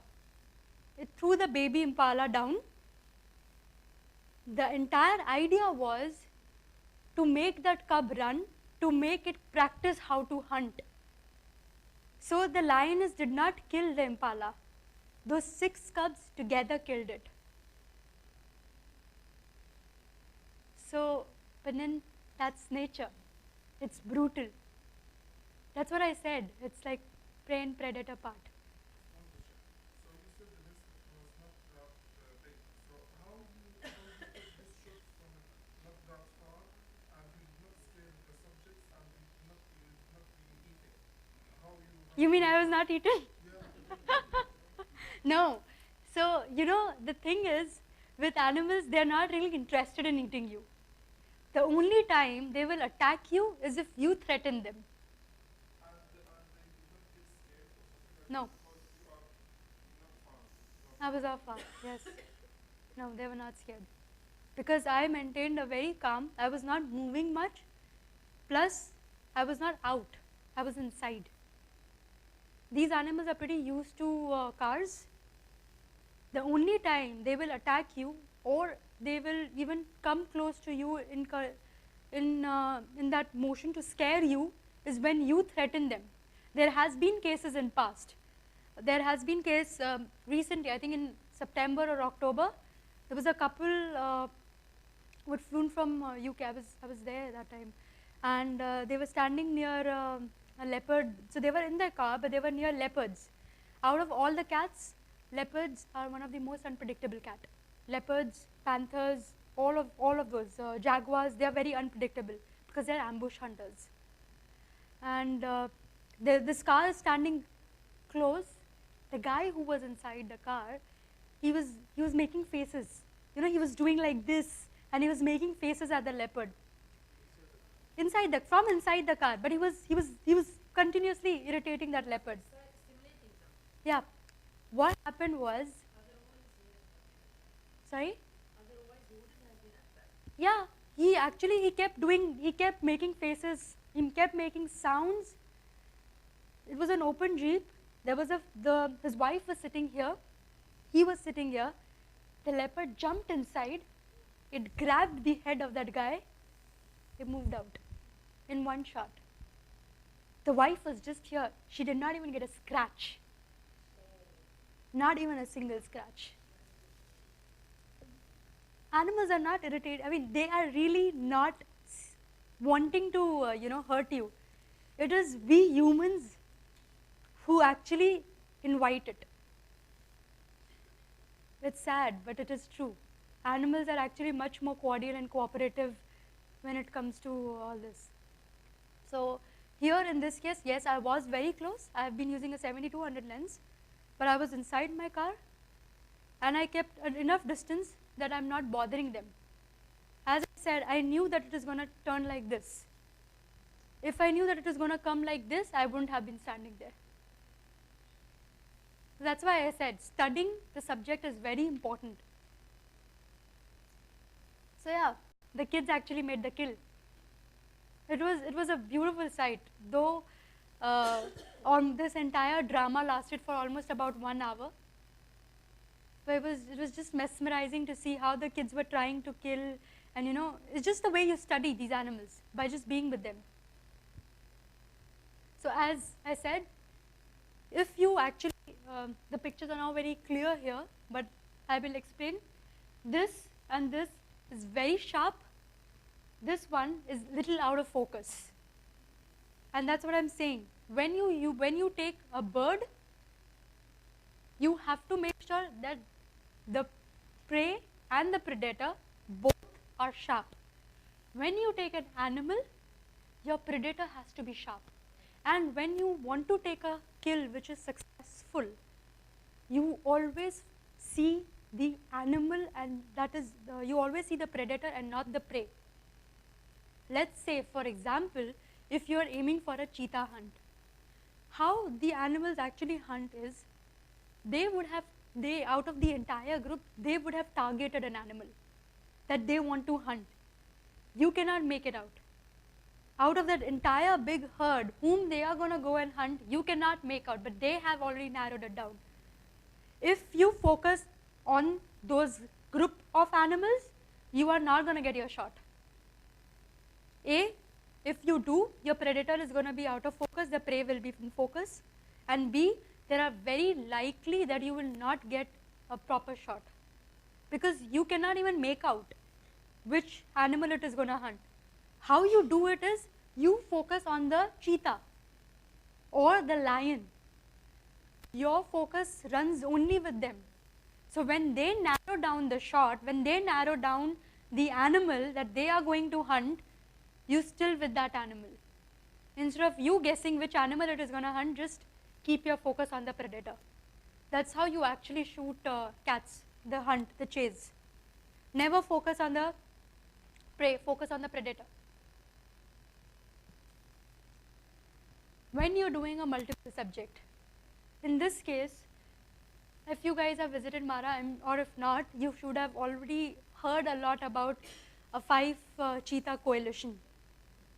There is this 5 male cheetahs who have been into coalition for a very long time, which is a very surprising thing, because cheetahs are not an animal who hunts in pack. Out of cats, lions are only the ones who are very known to be hunting in packs. They always hunt in packs. Leopards are solitary, cheetahs are solitary. This is one of the natural history, you could say, that we have these 5 cheetahs, 5 male cheetahs who always hunt together, and they have a pattern. If you see the hunt, you would know they plan it so strategically. They will surround the entire animal completely, and the animal would not even know that it has been surrounded. The chase starts from the first guy, who is actually the hunter. He starts chasing, he is joined by the second, then by the third, then by the fourth, by the fifth, who pushes the animal back to the first, and the first one is the one who takes it down. It's just beautiful, the way they hunt. It's so amazing. And I know, because I've spent about 12 days only with these 5, without moving. Every morning to evening, I used to just sit with them. It's just amazing. So here is the same 5 pack, but this was so different. This is during the migration time. We had all this wildebeest, a huge herd of wildebeest which was there. These guys tried the strategy in the morning, did not work. In the afternoon, did not work. When this was happening, the first guy started running. It just broke through. It just went right on ahead from the middle of the herd.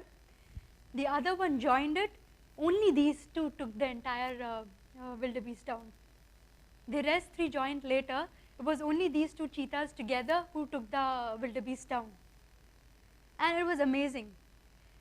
This went on for about 30 minutes, because you know, wildebeest is very huge for cheetah. If one cheetah is trying to hunt, it's not going to happen. It's wildebeest. This is cheetah, that's wildebeest. Yes, wildebeest. So you know, it's not possible for one cheetah to take down a wildebeest or one leopard to take down a wildebeest because they are huge. And these 5 are skilled only to take down huge animals. So it was amazing. But now my idea of talking to you about this is, when you know that you're going to be taking a multiple subject, not just 2, you are talking about maybe 3, maybe 4, maybe 5 animals together.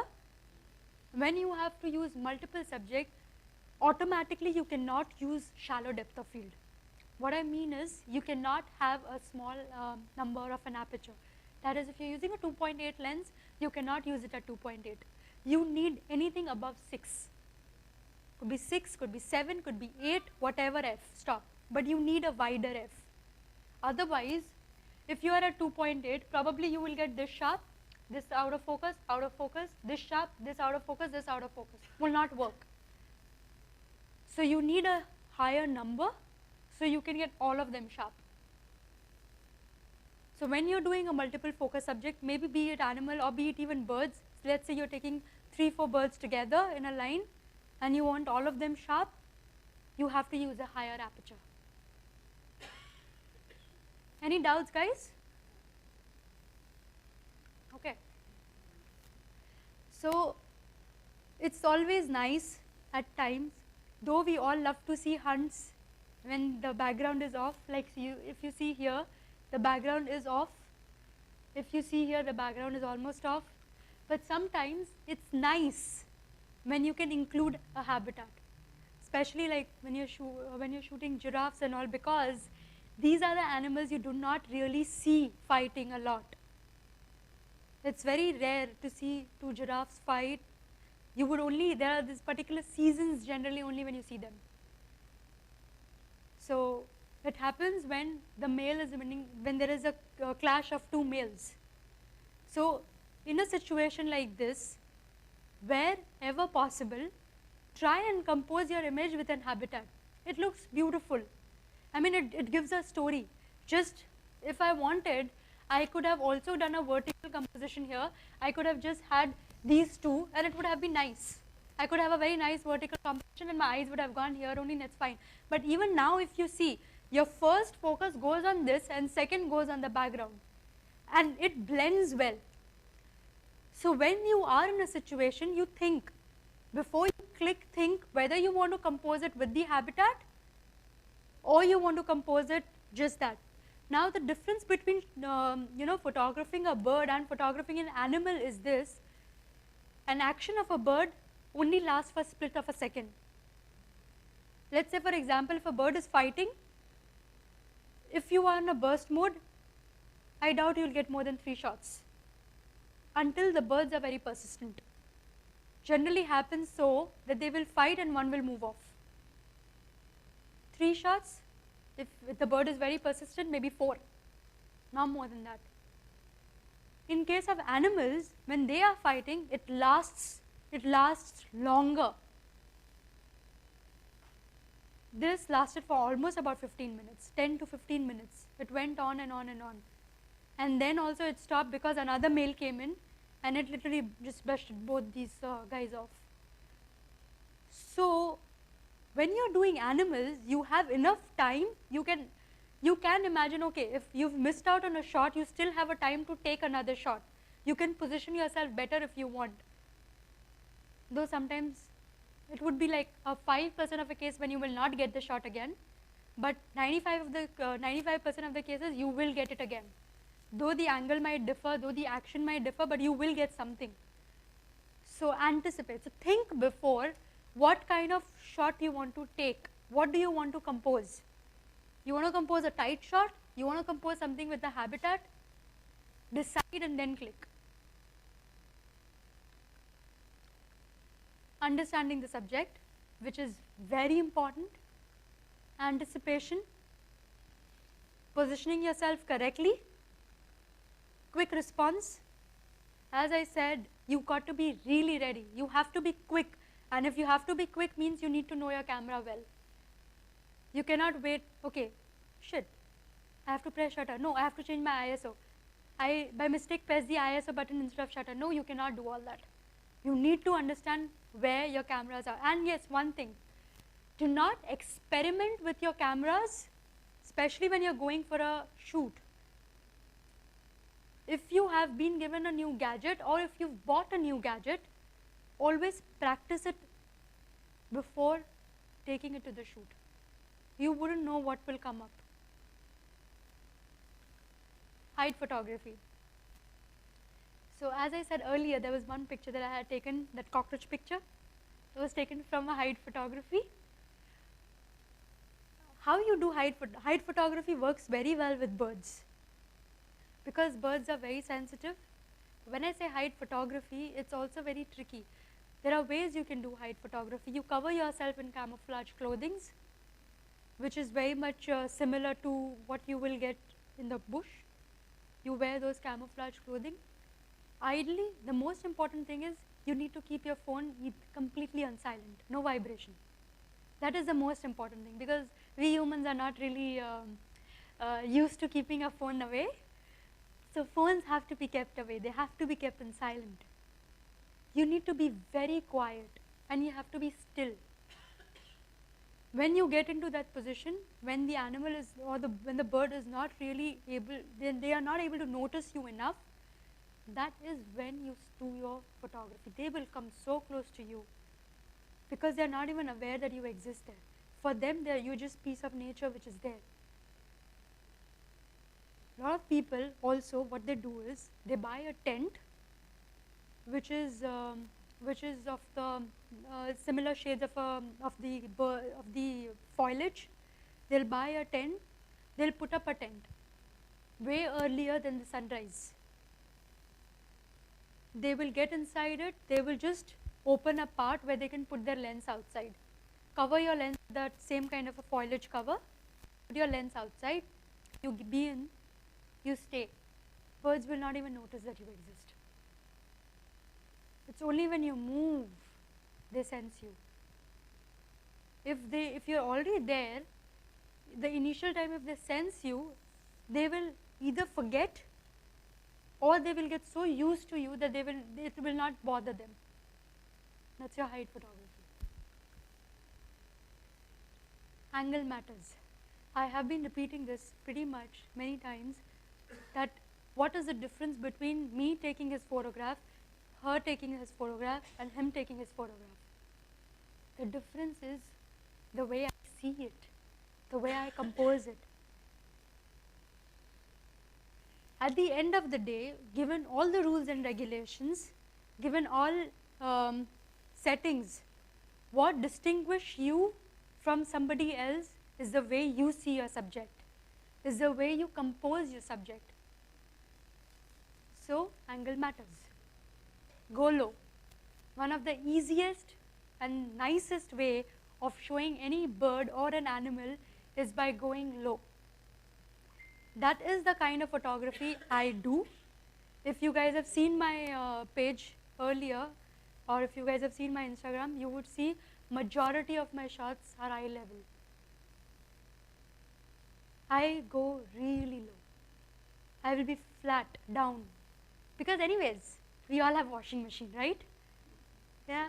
And even if you don't have, for sure you guys are not the ones who are going to be washing. Your parents will. Your mom is the one who's going to be doing it. So it doesn't matter. Just go low. Angle makes a huge difference. If you see here, I was so down. I was almost at the water level and I've pushed the alligator up. I could have taken the same shot. I could have taken the same shot like this, and it would not have been the same if I had done that. So angle makes a huge difference when you take photos. Different perspective.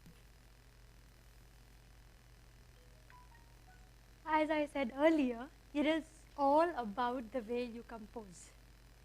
I have pushed these guys up and I am below them and I'm taking a shot. Yes, please. Sorry, go ahead. Oh, I thought I heard you. Ah, okay, yeah. Very nice, right?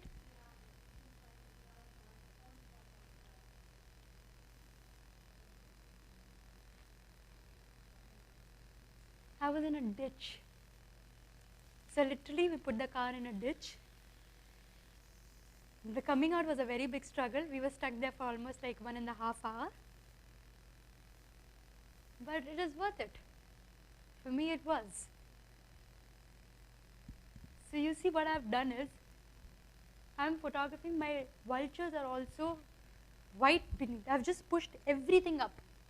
It's a different perspective. It's the way I wanted to compose it.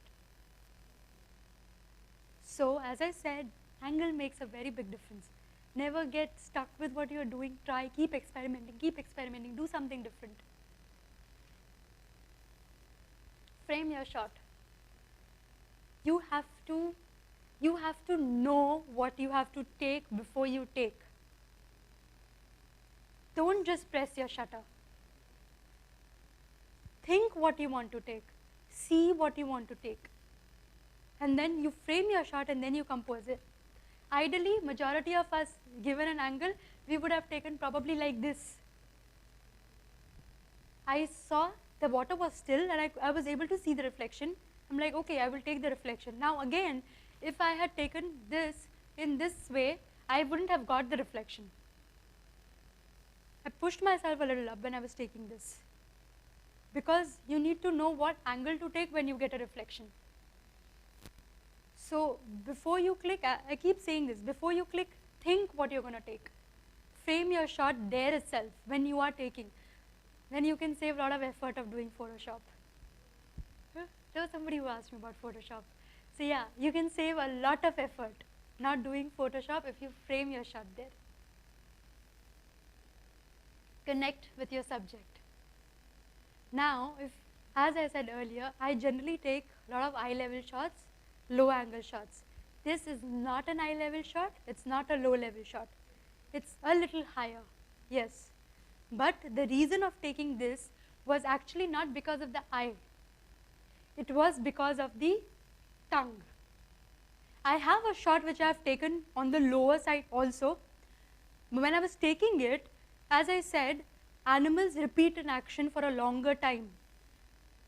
Because of my habit, I took the first shot which was a lower angle shot. And when I've taken that, I don't see this. I get my shot which is blur till here, and then I see this. So I just get the tongue in this, but that is like a complete eye to eye shot. And then when I was noticing it, I realized that there's a nice reflection that is coming. Obviously, it was a very small water hole, so this was covered. So when I realized there's this nice reflection of water with that tongue, I just moved up a little and then I took the shot which was a little top down. And hence I got that. So the reason of getting that was not actually because of the eye, but because of the tongue. A lot of people had asked me earlier that, oh, you took this shot because, you know, the leopard is looking right at you. I did not do it because of that. I did it because of the tongue, because I wanted the angle with that tongue. I have the shot earlier without, even that time the leopard is looking at me, but that the position is different. So connect with your subject. And if you will see, I had about 3 intervals where the leopard had looked at me. 3 different angles. And because so first angle was different, then I corrected, it was different, and third was what I wanted. You keep correcting it, keep correcting your angles. Do not get saturated and not just give up like, okay, this is what I want to do, this is what I will do. Keep experimenting. When you do that, you get better.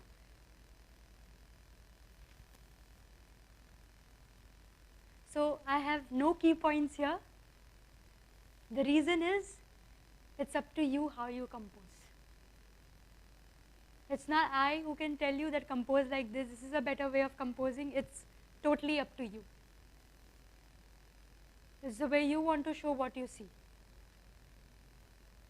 But my only couple of things that is a pointer for you guys to remember, and that is, when you shoot, your eyes should be on the above part of the 50% of the frame. What I mean here is,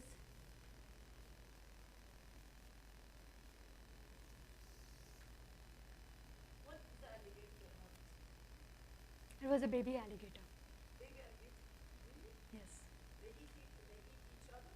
They don't. It was not its own. It was not its own kid. Don't give me that face. Nature is brutal.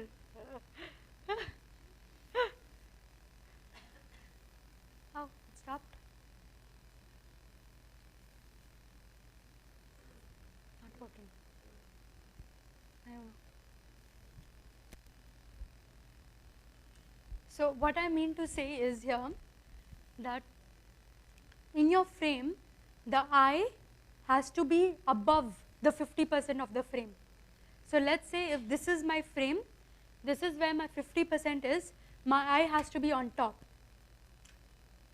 If it is down, and my body is also down, your photo is sinking. So if this is your frame, your eyes have to be above. These are the small pointers in composition. Secondly, don't shoot any subject like this until and unless there is something very different kind of an action that you're trying to show which is happening, and it's happening and you can only get it like this. Otherwise, do not show anything like this. A, it will be distorted. B, it is disrespectful. Imagine if I'm shooting you and I shoot you like this. You wouldn't like it, right? The same way. It's the same way for birds and animals also. They wouldn't like it too. You cannot show an animal like this. Imagine if you're showing a lion like this, the lion will be like disproportionate completely.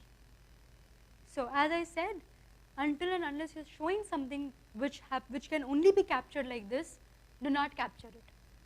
These are bit basics of your compositions. Third, and the most important thing is when you're shooting bird, perch is very important. A lot of time when we shoot a bird for our records, or let's say if I'm shooting an exotic bird, I've never seen it before, I take it, the bird sitting on a bench. Or I take it, it's sitting on a big rock. The bird is only this much, but the rock is this big. Does not work. For your own study, if you're taking that shot, and it's fine. But if you're willing to take that shot for future references that you want to put up in a competition, it's very important to know that the perch where it is sitting is equally important as important the bird is. If the bird size is huge, you need a base which is huge. If the bird size is thin and small, it's always nice if it's sitting on a thin and small perch. At the same time, we do not show a bird or an animal on a man-made object. You are showing nature, show it in nature. Now I need this. What happened? Oh, okay. Guys, any questions so far?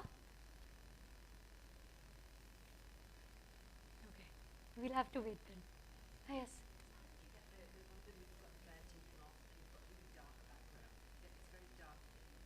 It's all about the light.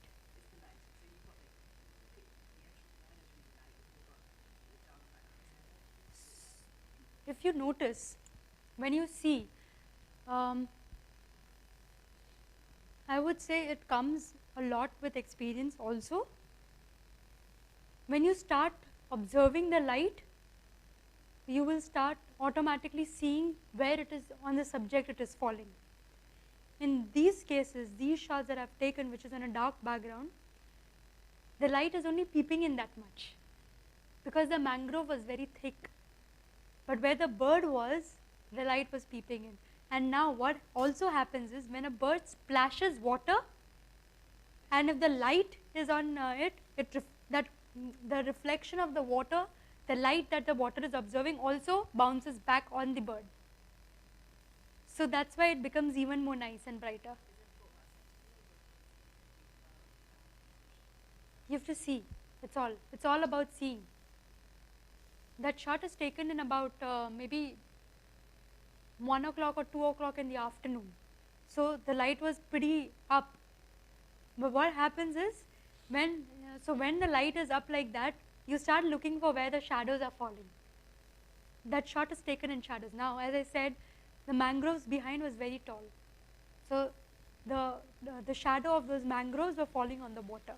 At the same time, because the sunlight was also there, when it started splashing, when it started moving, flying, it was splashing water, that light of the water was reflecting on the bird. Photography is all about light, how you see the light. We say it's not in landscape or in portrait the light is important, even in wildlife.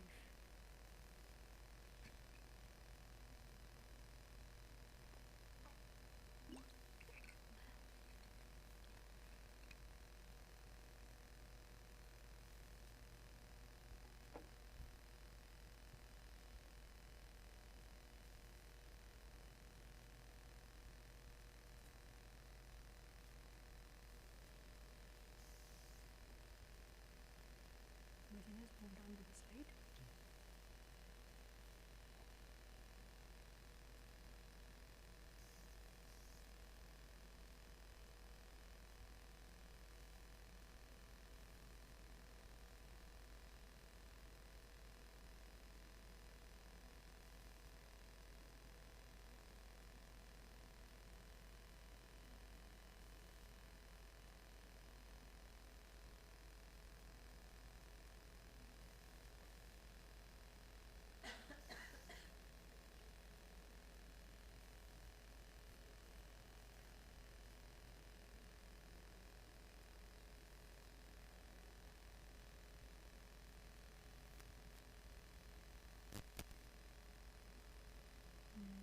You can just click it.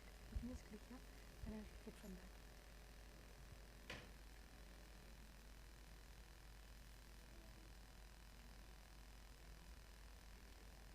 Yeah, please.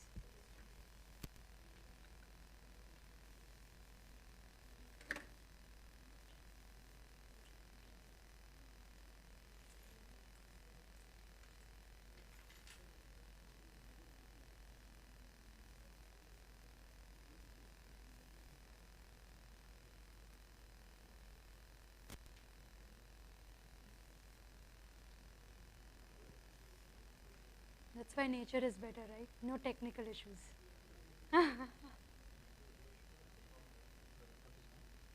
Yes.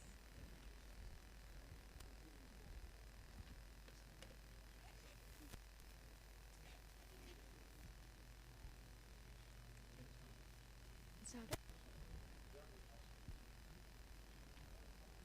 Yeah. Yep. Okay, guys. Back to attention. You all can keep your phones down. All right. Artistic and wild. So it's more than just about taking action, portraits, wildlife habitats. Wildlife is also about creating really nice artistic compositions.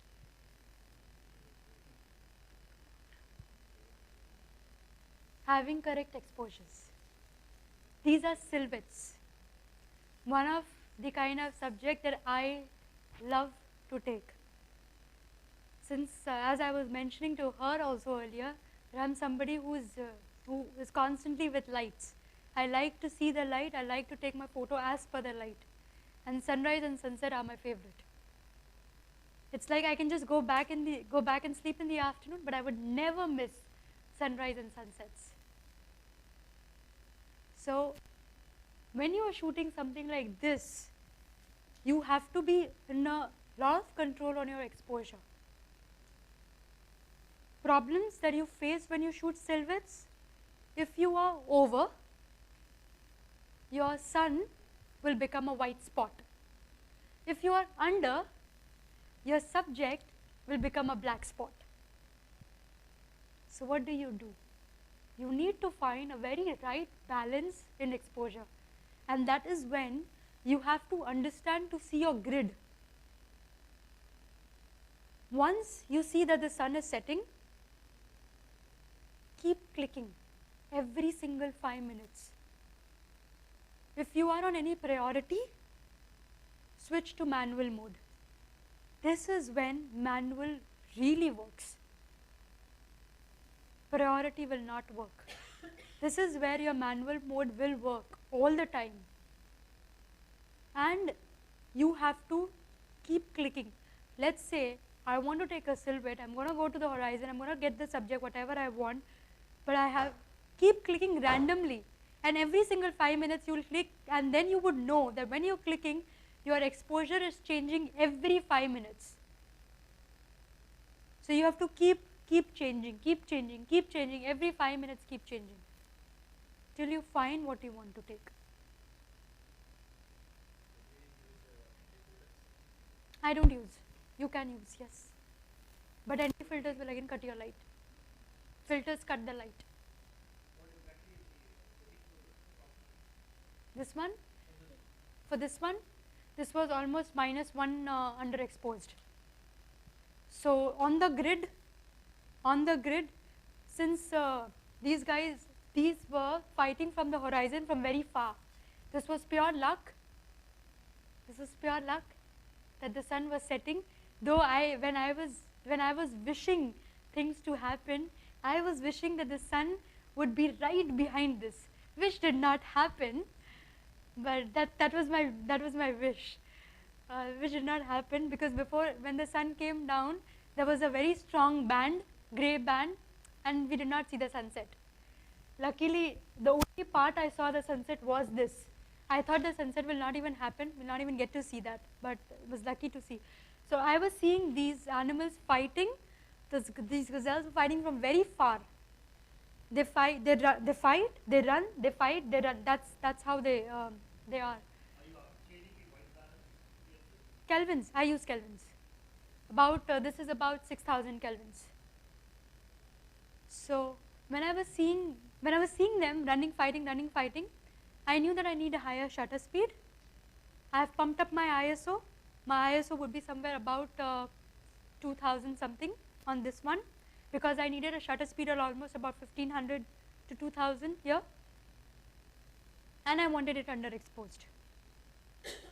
At the same time, I had to make sure that these are there, it's not gone, because if this would have become very dark, and if I had to make it lighten in post-processing, the issue would have been is my entire photograph would have been very grainy. Very grainy. I could not have used the photo. Play with the light. You have to play with the light. You have to keep seeing. Even when the sun will set, you will not get a nice yellow all the time. You would sometimes see on the other side there's a nice blue, this nice purple. Keep watching around and keep playing the shots with your light. Keep seeing what you want to click. Oops. My dream shot. This is a dream shot, and moments last only for a second. I don't have even the second shot where I have the rhino looking up. This shot, this was this 4th day of my trip, this following trip. I told my driver, Khalas, I don't want to do any photography. I don't want to see anything. It's a shame. I have been to Mara for almost 10 times now, and I have not even seen a single rhino. I said, I just want a rhino. We are just going to go and search for rhinos. We started searching at 10 o'clock in the morning, almost 11 o'clock in the morning. Yeah, 10 was my last shot. After we had breakfast, we started searching for rhino. 5:30 almost. I have not taken a single photo. There is no rhino. There is no rhino. I'm like, I am not going back today. I said, I'm not going back from Mara if I'm not getting rhino. Every single day we'll search like this. Suddenly, behind the place, my guide spotted him, and he's like, I think there's a rhino.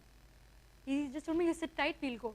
There's only maybe 15-20 minutes left for sunset. We just left, and there was this rhino, and the rhino with the entire horn, not a shaved one. We went there, and immediately I was like, I told him, you just imagine if the sun sets and the rhino looks. That's all I said to him. This guy was not even looking up. He wouldn't look up.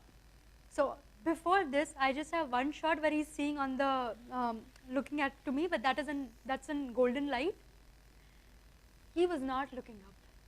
And I'm like, you can't do this to me. I was like, you can't do this to me. You got to look up. You have to see. I want to take one shot. I've been waiting for the entire day. I've not taken a single shot, and I'm telling myself. Then I told, and the sun started setting. There was a band. If you see, you cannot see this day. There was a band here. Sun has started coming down. I told my driver, I told, Anto, whatever happens, do not switch off the car. He's like, you cannot take the photograph if I don't switch off the car. I said, I will tell you that is when you switch off the car. At least 20 times I would have told him, move front, move back, move front, move back. I did not let him stop. The second, before he put his face up, it lifted little. I just told him, switch off the engine. I just have one shot. And to my luck, the birds flew. So this is just pure luck. But I was very prepared for the shot. If you see, I had not taken any shot. I just kept clicking. I was just seeing that I have to get the right exposure here to take the shot.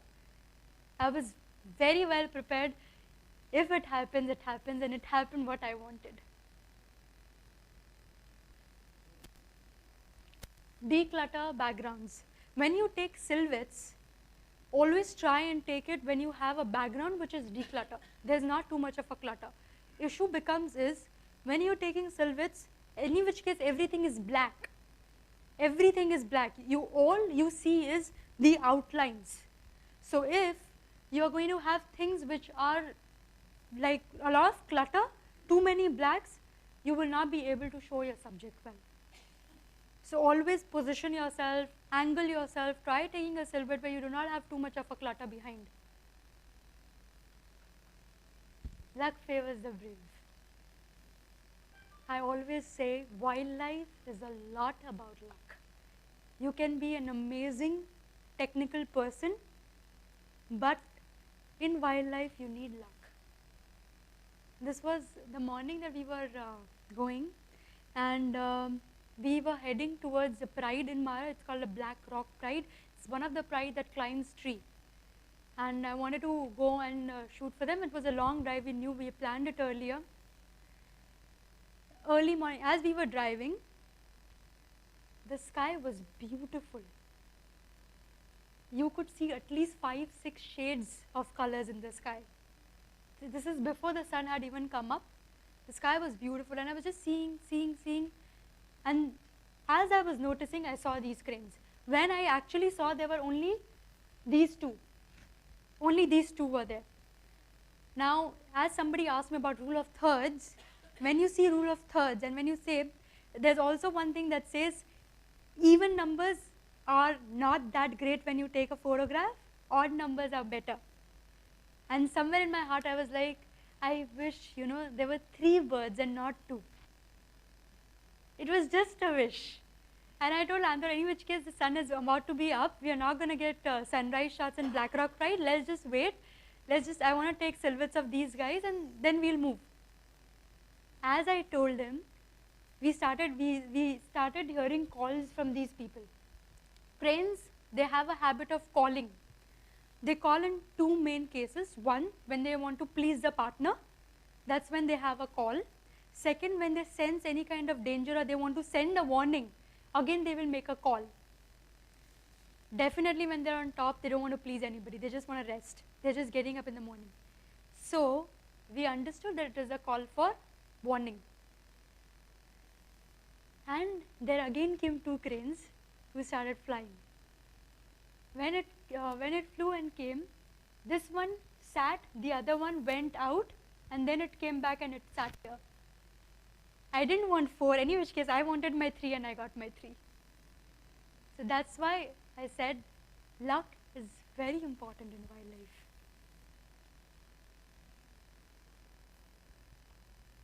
So when you do silhouettes, you have to understand the light, look for horizons, especially when you're taking animals. look for horizons. That way you can seclude the background. Find a subject in seclusion, especially when you're doing birding. If you're doing animals, find a horizon, you will get seclusion. If you're doing birding, find a subject itself in seclusion. Finding a good balance in exposure. These are the 4 main things when you're doing silhouettes. Guys, any doubts so far?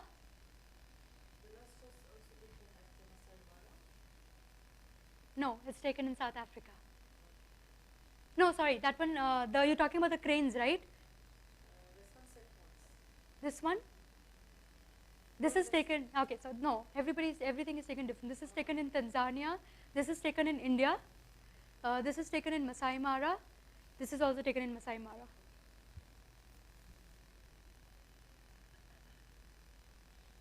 Monochrome.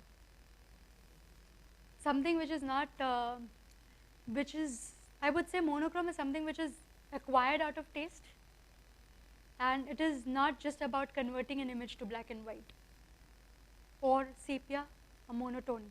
It's much more than just converting a color picture into monochrome. Look for depth and composition. If you would just see a deer, people have not seen it. For them it's exotic, but people have seen it, and you see it in and day out. You don't want to take a spotted deer, right? I mean, it's just there. It's always there. Wherever you move your eyes, it's there.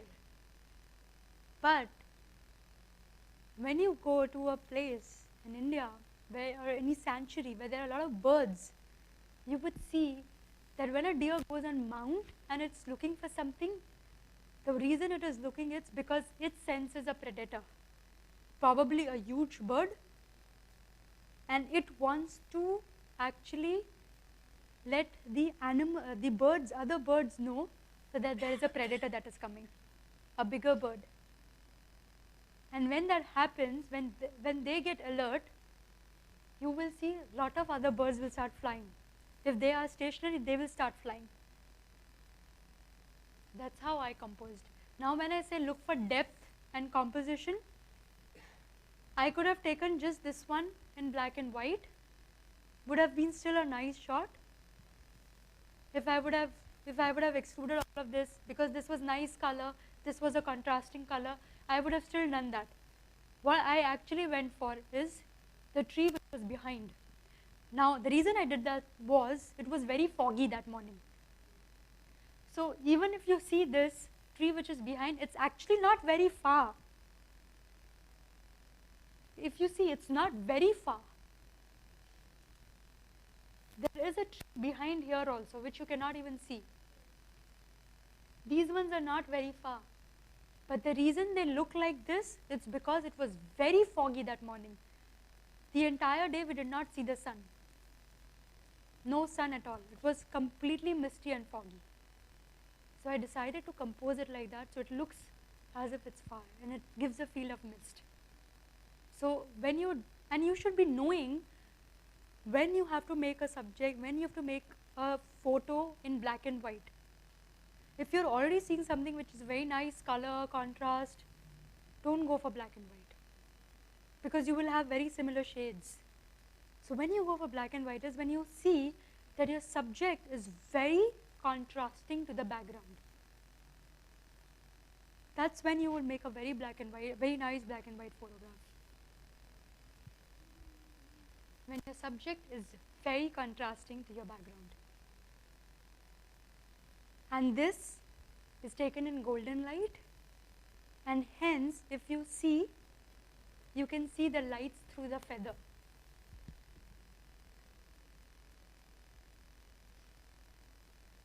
When I saw it, automatically I was like, this has to be a black and white shot.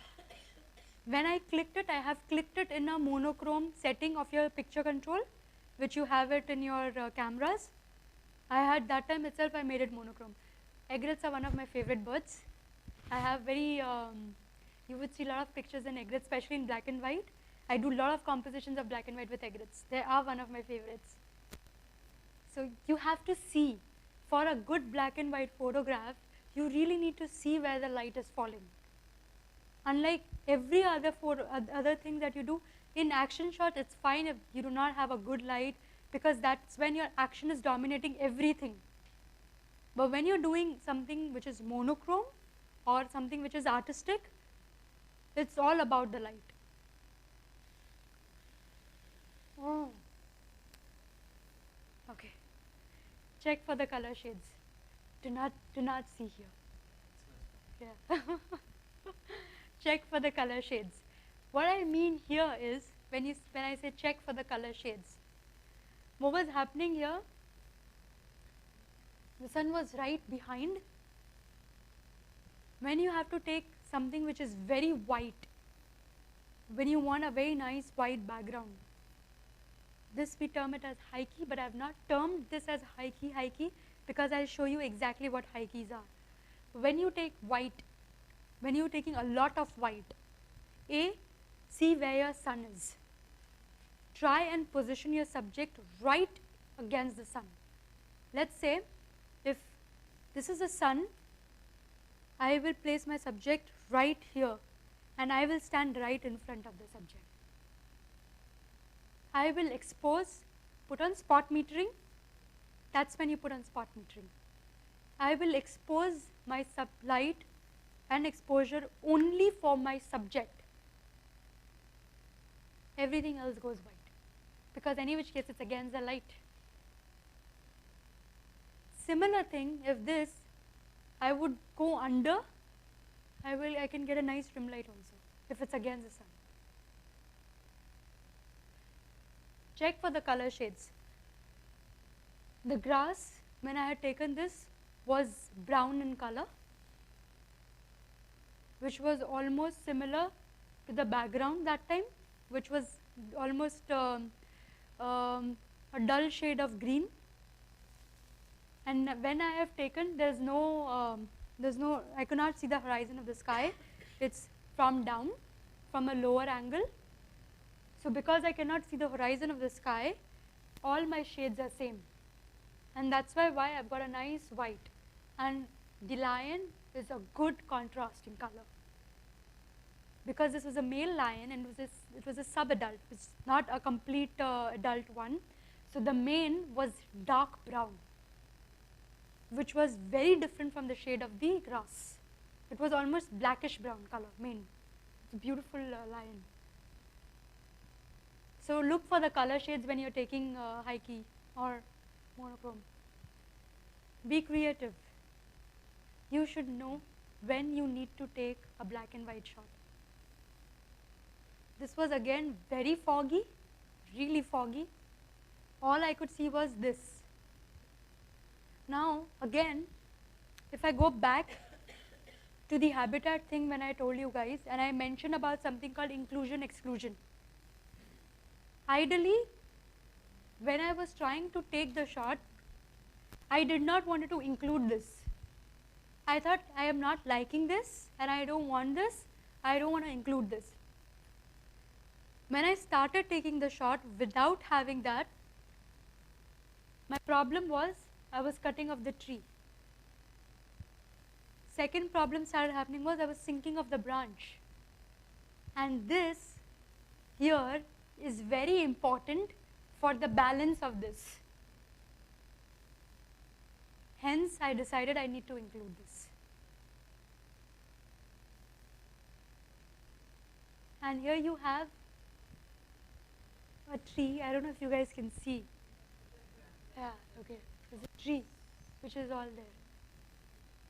If I wanted, I would have composed it here. This. Still it would have been nice, but I wanted to include these palms there. So again, be creative. It's all about what you see. It's all about what you want to include, what you want to exclude. Sorry? It is art, yes.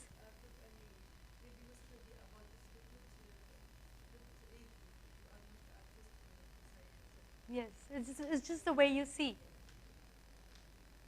High key. This is what is high key.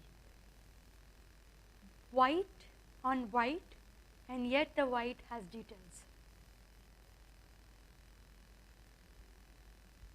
Pretty difficult to do this. Takes a lot of practice, and to do it, the most important part and the most difficult part is understanding where to position yourself when you're positioning your light. If you are too overexposed, if you are too much on a higher side of an exposure, you will not even get the details of the feather, which in this you're not able to see, but if you see it from my laptop, you can see it. You can see each and every feather of on the plumage. When you do a high key of a bird, you still need, if it's a white bird, and high key means more of white, and if you're doing something like this, you still need to show the details of the bird. You cannot have a white patch. Let's say, for example, I'm trying to do a high key with you. You're wearing a nice, let's say for him, he's wearing a very nice white kandura, he's wearing a white turban, and I am going to take him. I can't show a white patch on his body. I have to show the threads. It has to be still distinguished from the background, even though my background is white. How that happens is when you actually see where the angle of the light is. My light was right here on this side. I cannot go directly against. If I do, my problem will be I will lose the details here. So I cannot go directly against here. I put the light here so I can get the shadows a little bit to show the feather. When I'm doing that, when I'm showing the feather, I still get the details, but because the sun was already up and the light is right there, I've got a white color background. High key takes lot of practice, and it is lot of understanding on how you put your light, how you place the light. Yeah, the beaks are yellow. But this one, it's a small one. So the beak is not fully, it's not a great white egret, it's a cattle egret. And this is but anyways, this is a monochrome. It's black and white. That one is a color, this is a monochrome. And that's a cattle egret. So when you see great white, the great whites will have a longer beak and it will be much orangish yellow. For cattle egret, they have a shorter one and it's pale yellow.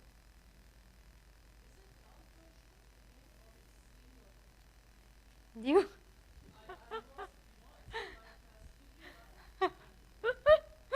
you can, it's outdoor, it's taken in Al Qudra. Yeah. I can never have a bird put up in a studio and shoot it. Yes. If you see, you can see the light from the feather. I wish I could take it from the studio.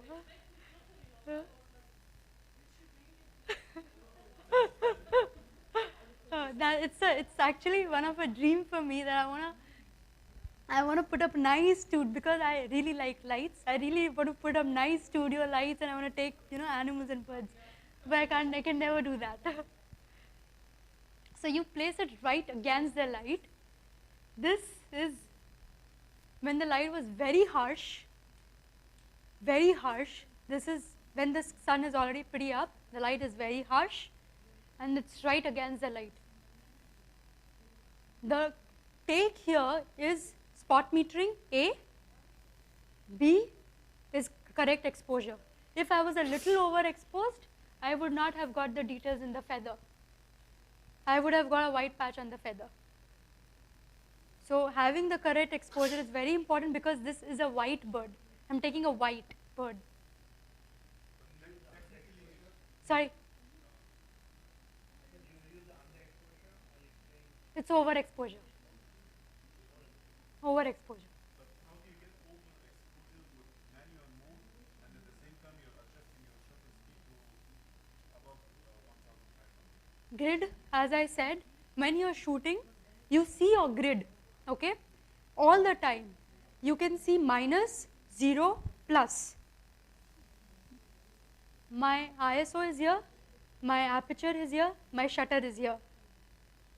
I will keep until unless I'm ready, and I knew it's going to fly. I was aware it's going to fly because I saw a car that was coming from the other side. And I knew the minute the car will pass, it's going to fly. I was mentally already prepared for it. It's It's not exposure compensation. It's done in manual. Exposure compensation doesn't work in manual, what I just said. But you can see the grid. When you, even in your manual, when you see it from your viewfinder, you can see minus. I'm not talking about plus and minus, which is an exposure compensation. I am seeing from the grid, you can see how much it is overexposed, how much it is underexposed. Probably tomorrow if you come, I will show it to you on your camera itself. You can see, even when you're on manual, you will know how much it is over, how much it is under. I do not even see the histogram. It's just a plus minus scale. I am somebody who do not shoot with histogram. A lot of people do, I can't. I mean, there's too much to remember for me if I have to shoot on histogram. So I only see my grid and decide.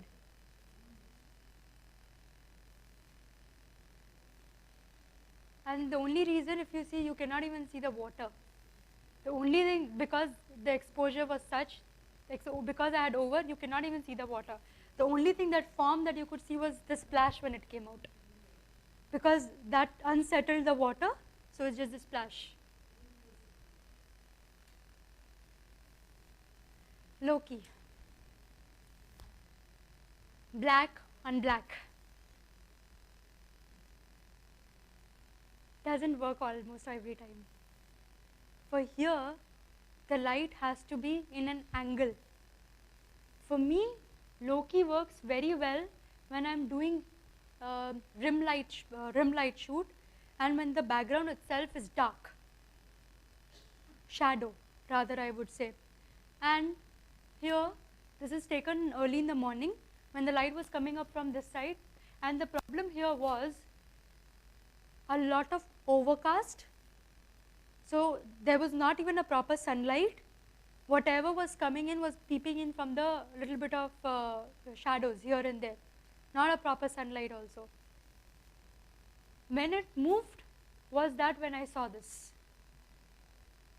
That's all. High keys work much better when you are in front of the lights, or when your subject is right at the sunset time, in an angle where you are getting a light. So if I am, let's say, if I have to take a high key for him, my background here is dark, already dark, I have to take a high key for him. If my sun is behind, as I stated earlier, when I was showing you high key, if I had underexposed that shot, I would have got a low key. If the sun is behind him, he will have a very nice rim on his body. That rim is almost whitish in color. Almost white. It's almost that yellowish white in color. I will underexpose, a lot underexpose. What I will get is the rim, a dark on dark.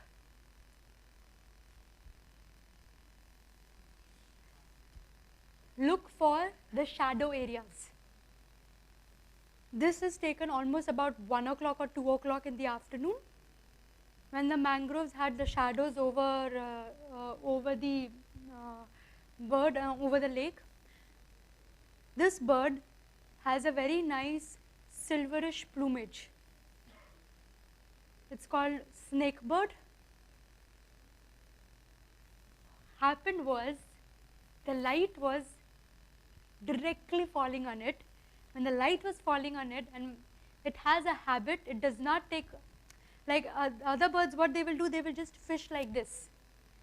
This bird does not fish like this. It's in India, the locals call it darter. You know the game, dart. That's where the name has developed. Scientific, it's called snake bird. In India, they call it darter, because the bird has a habit, it picks the fish, throws it up in the air, opens its mouth, and the fish goes inside. Sorry? Afternoon, about 2 o'clock maybe, 2 o'clock, 3 o'clock. Yes. Almost done. So that's how you have, I don't know where was I. Yeah, so this was when the light was right up here. Rim lights, as I said. Now, if I would have exposed the shot a little more, I would have got a brighter shot, nicer shot with a good rim light. But because I decided to underexpose the shot, and I knew that the background, I have this, which is dark. I knew I had this, which is a dark, and there were a lot of these lights, the small flies, because of which which gave me a nice bokeh. I underexposed it. Low-key, I feel, is even more difficult for me at this stage than high-key. I have been doing high-key for a long time now. Low-key, I've just started doing for the last 1 year, almost. But it's all about seeing the light. Understanding the light, positioning yourself correctly, getting the right exposure, using external flashes. Somebody had asked me. A lot of people do low-key, high-key with external flashes, which I do not recommend. A lot of people do it with external flashes, especially high-key. I don't recommend. Documenting wildlife. Here, I'm telling you ahead, if you have to ever document wildlife and not just take it because you want to take it as a photography element, you need to study the subject. You need to follow them. You have to spend time with them. You have to understand them. And then you document them. Present a story. You cannot take just a standard shot and it's done. When you're doing a documentation of wildlife, you need to present a story. It cannot be straight shots. How do you present it? You show the habitat. Show where it belongs. You tell a story. Mythologically, we've always said that elephants are mighty. And when there is in the presence of an elephant, every single animal bows. This is exactly what actually had happened. That's a water buck. It was drinking water when this elephant walked. It stopped drinking water. It actually looked down, and then it left from there. Left the elephant to drink the water. He was the only bull elephant that was alive. He passed away 3 days back. Tim is the only bull elephant alive whose tusks used to touch the ground. He was one of the most famous elephant, very popular, and elephants have this age after which they are kicked out of the group. He was one of the only elephants that even after passing that age, still used to mingle around with females and kids in the group. He was always welcome, a very lovable elephant. The last way you document is also when you use a video, which I don't know if it will play.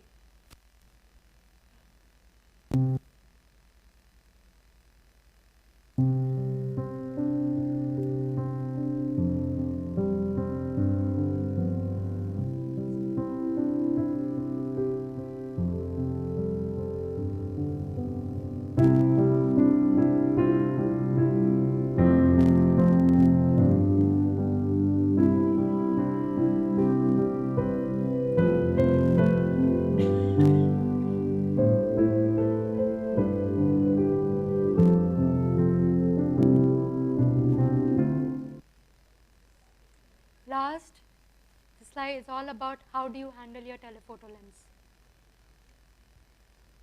You have to get comfortable with the weight because telephoto lenses are very heavy. You need to practice handling it, holding it before you actually shoot. Viewpoint from the viewfinder. What you see in the viewfinder, you will not see outside. What I mean is, let's say if I have to shoot her from my telephoto lens, I can see her from my naked eye, but the minute I put on the viewfinder, there are times you will not see. You have to find. It takes practice. So viewpoint, the viewfinder is a practice. Stability of focus is loss.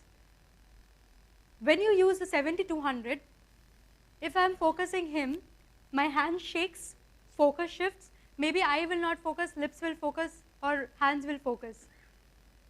in the telephoto lens, an shake is probably an inch focus loss. Little shake is a lot of focus loss. So we use support, we use bean bags, or we use tripods.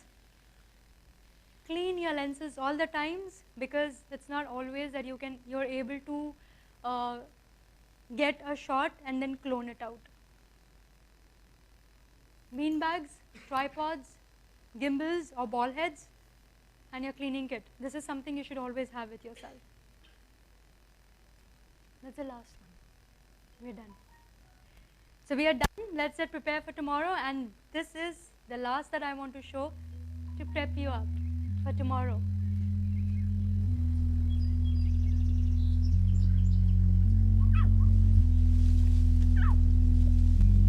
And I'll show you here when I was talking to you about dust spots.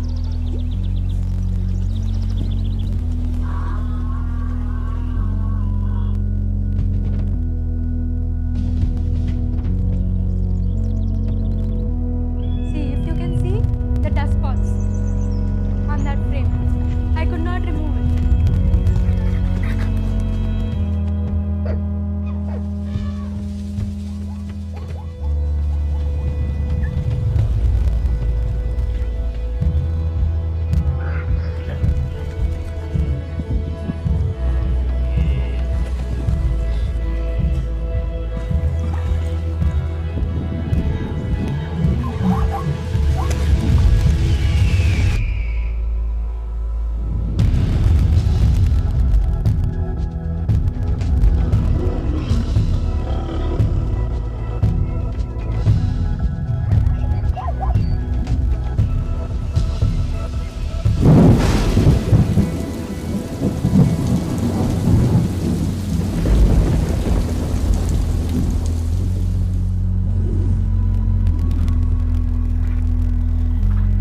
If you see, this is a shot when I was saying I had taken it eye level first and then changed my angle.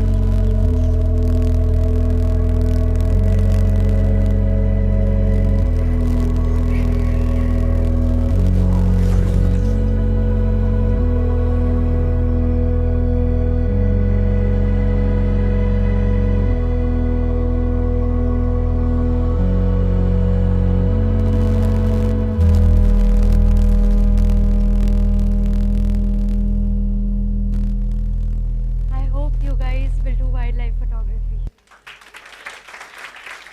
Thank you very much, guys.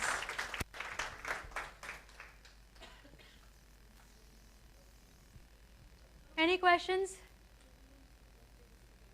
Oh, sorry. Meeting point. Yes. Tell them the meeting point and the time exactly, because we will wait there for 10 minutes, people. You are not there, you are not with us. Exactly. And you will not find us also. We're going to be going to Kalkudra. And guys, the meeting point is going to be last exit, which is just before the Kudra Lakes. There's a roundabout, bicycle thing you can see on the last exit. That's where we're going to be meeting. I think it's everybody's going to be coming with the Okan. I'll in fact say. Yeah, exactly, yes. There is a last exit there. Yeah, what time we should be there? So guys, ideally on the mail that you had got, it was 2 to 5. We'll do it as 3 to 6, because now the sunsets have started being a little delayed and there's a lot of light in the afternoon. And I want you guys to experiment with rim lights, side angle lights, and we're going to be with silhouettes. So let's start at 3 o'clock so we can cover up all of them. Then we can meet at 2:30. 2:30. What do you think? 2:30 is good. 2:30, yeah, okay. Everyone, 2:30 is the meeting time, and the meeting point is the last exit where the Roundabout is bicycle it? center is. Yes. Roundabout. Easy to reach. Exactly. And guys, whoever can do carpool, please do carpool. Like, you get your car, park it in the last exit, then let's hop on in each other's car so that it becomes easier for us to park. Otherwise, there'll be too many cars and we might end up disturbing the birds also. So wherever we can just, get together and hop into each other's car, it's much better. Okay, and the group photo and certificates will be tomorrow. Yes, yes, yes. Sorry? Yes, I'm coming on that. And guys, for the lenses tomorrow, anything beyond 200 mm is good. If more than 200 mm, yes. Anything beyond 200 mm is good. If you have a 400, 600, 800, nothing like that, but anything more than 200 mm is good. So,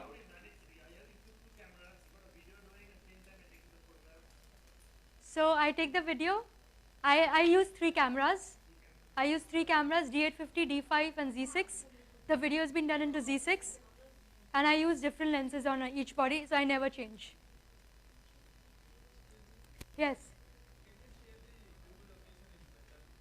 Google location, how do we share the Google location? You just go to Google Maps, okay? And you write last exit, it is going to show you.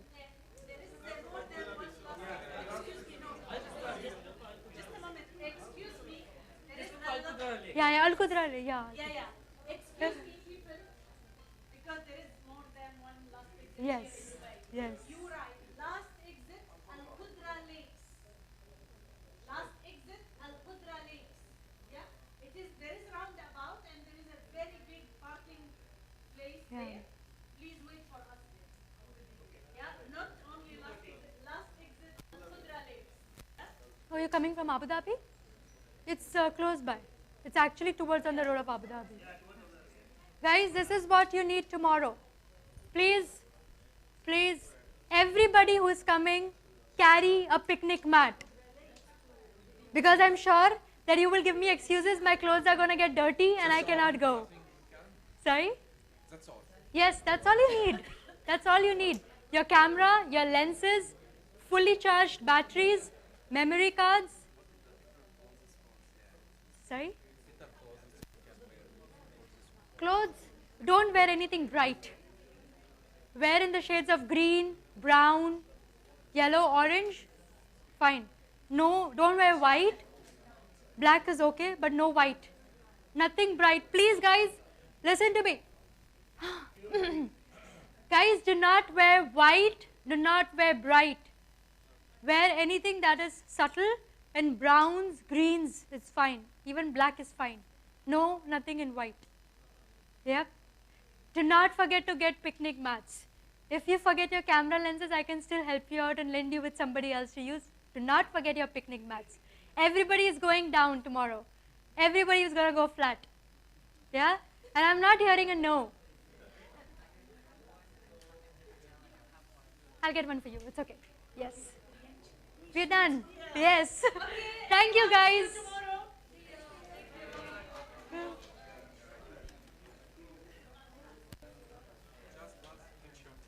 I want to know what is the type of the presentations that you are using. Sorry? This one, the presentation. It's PowerPoint. PowerPoint. But I see it's not seems like PowerPoint. Yeah, because I did all the animations, yeah. Yeah. I've used action buttons.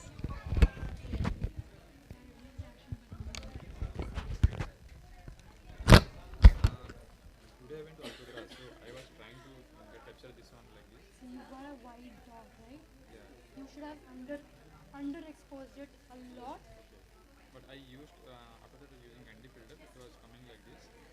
But when I used See, if you had underexposed it, no, you would have got the sun perfect color, and you would have got that bird inside as a black underexposure.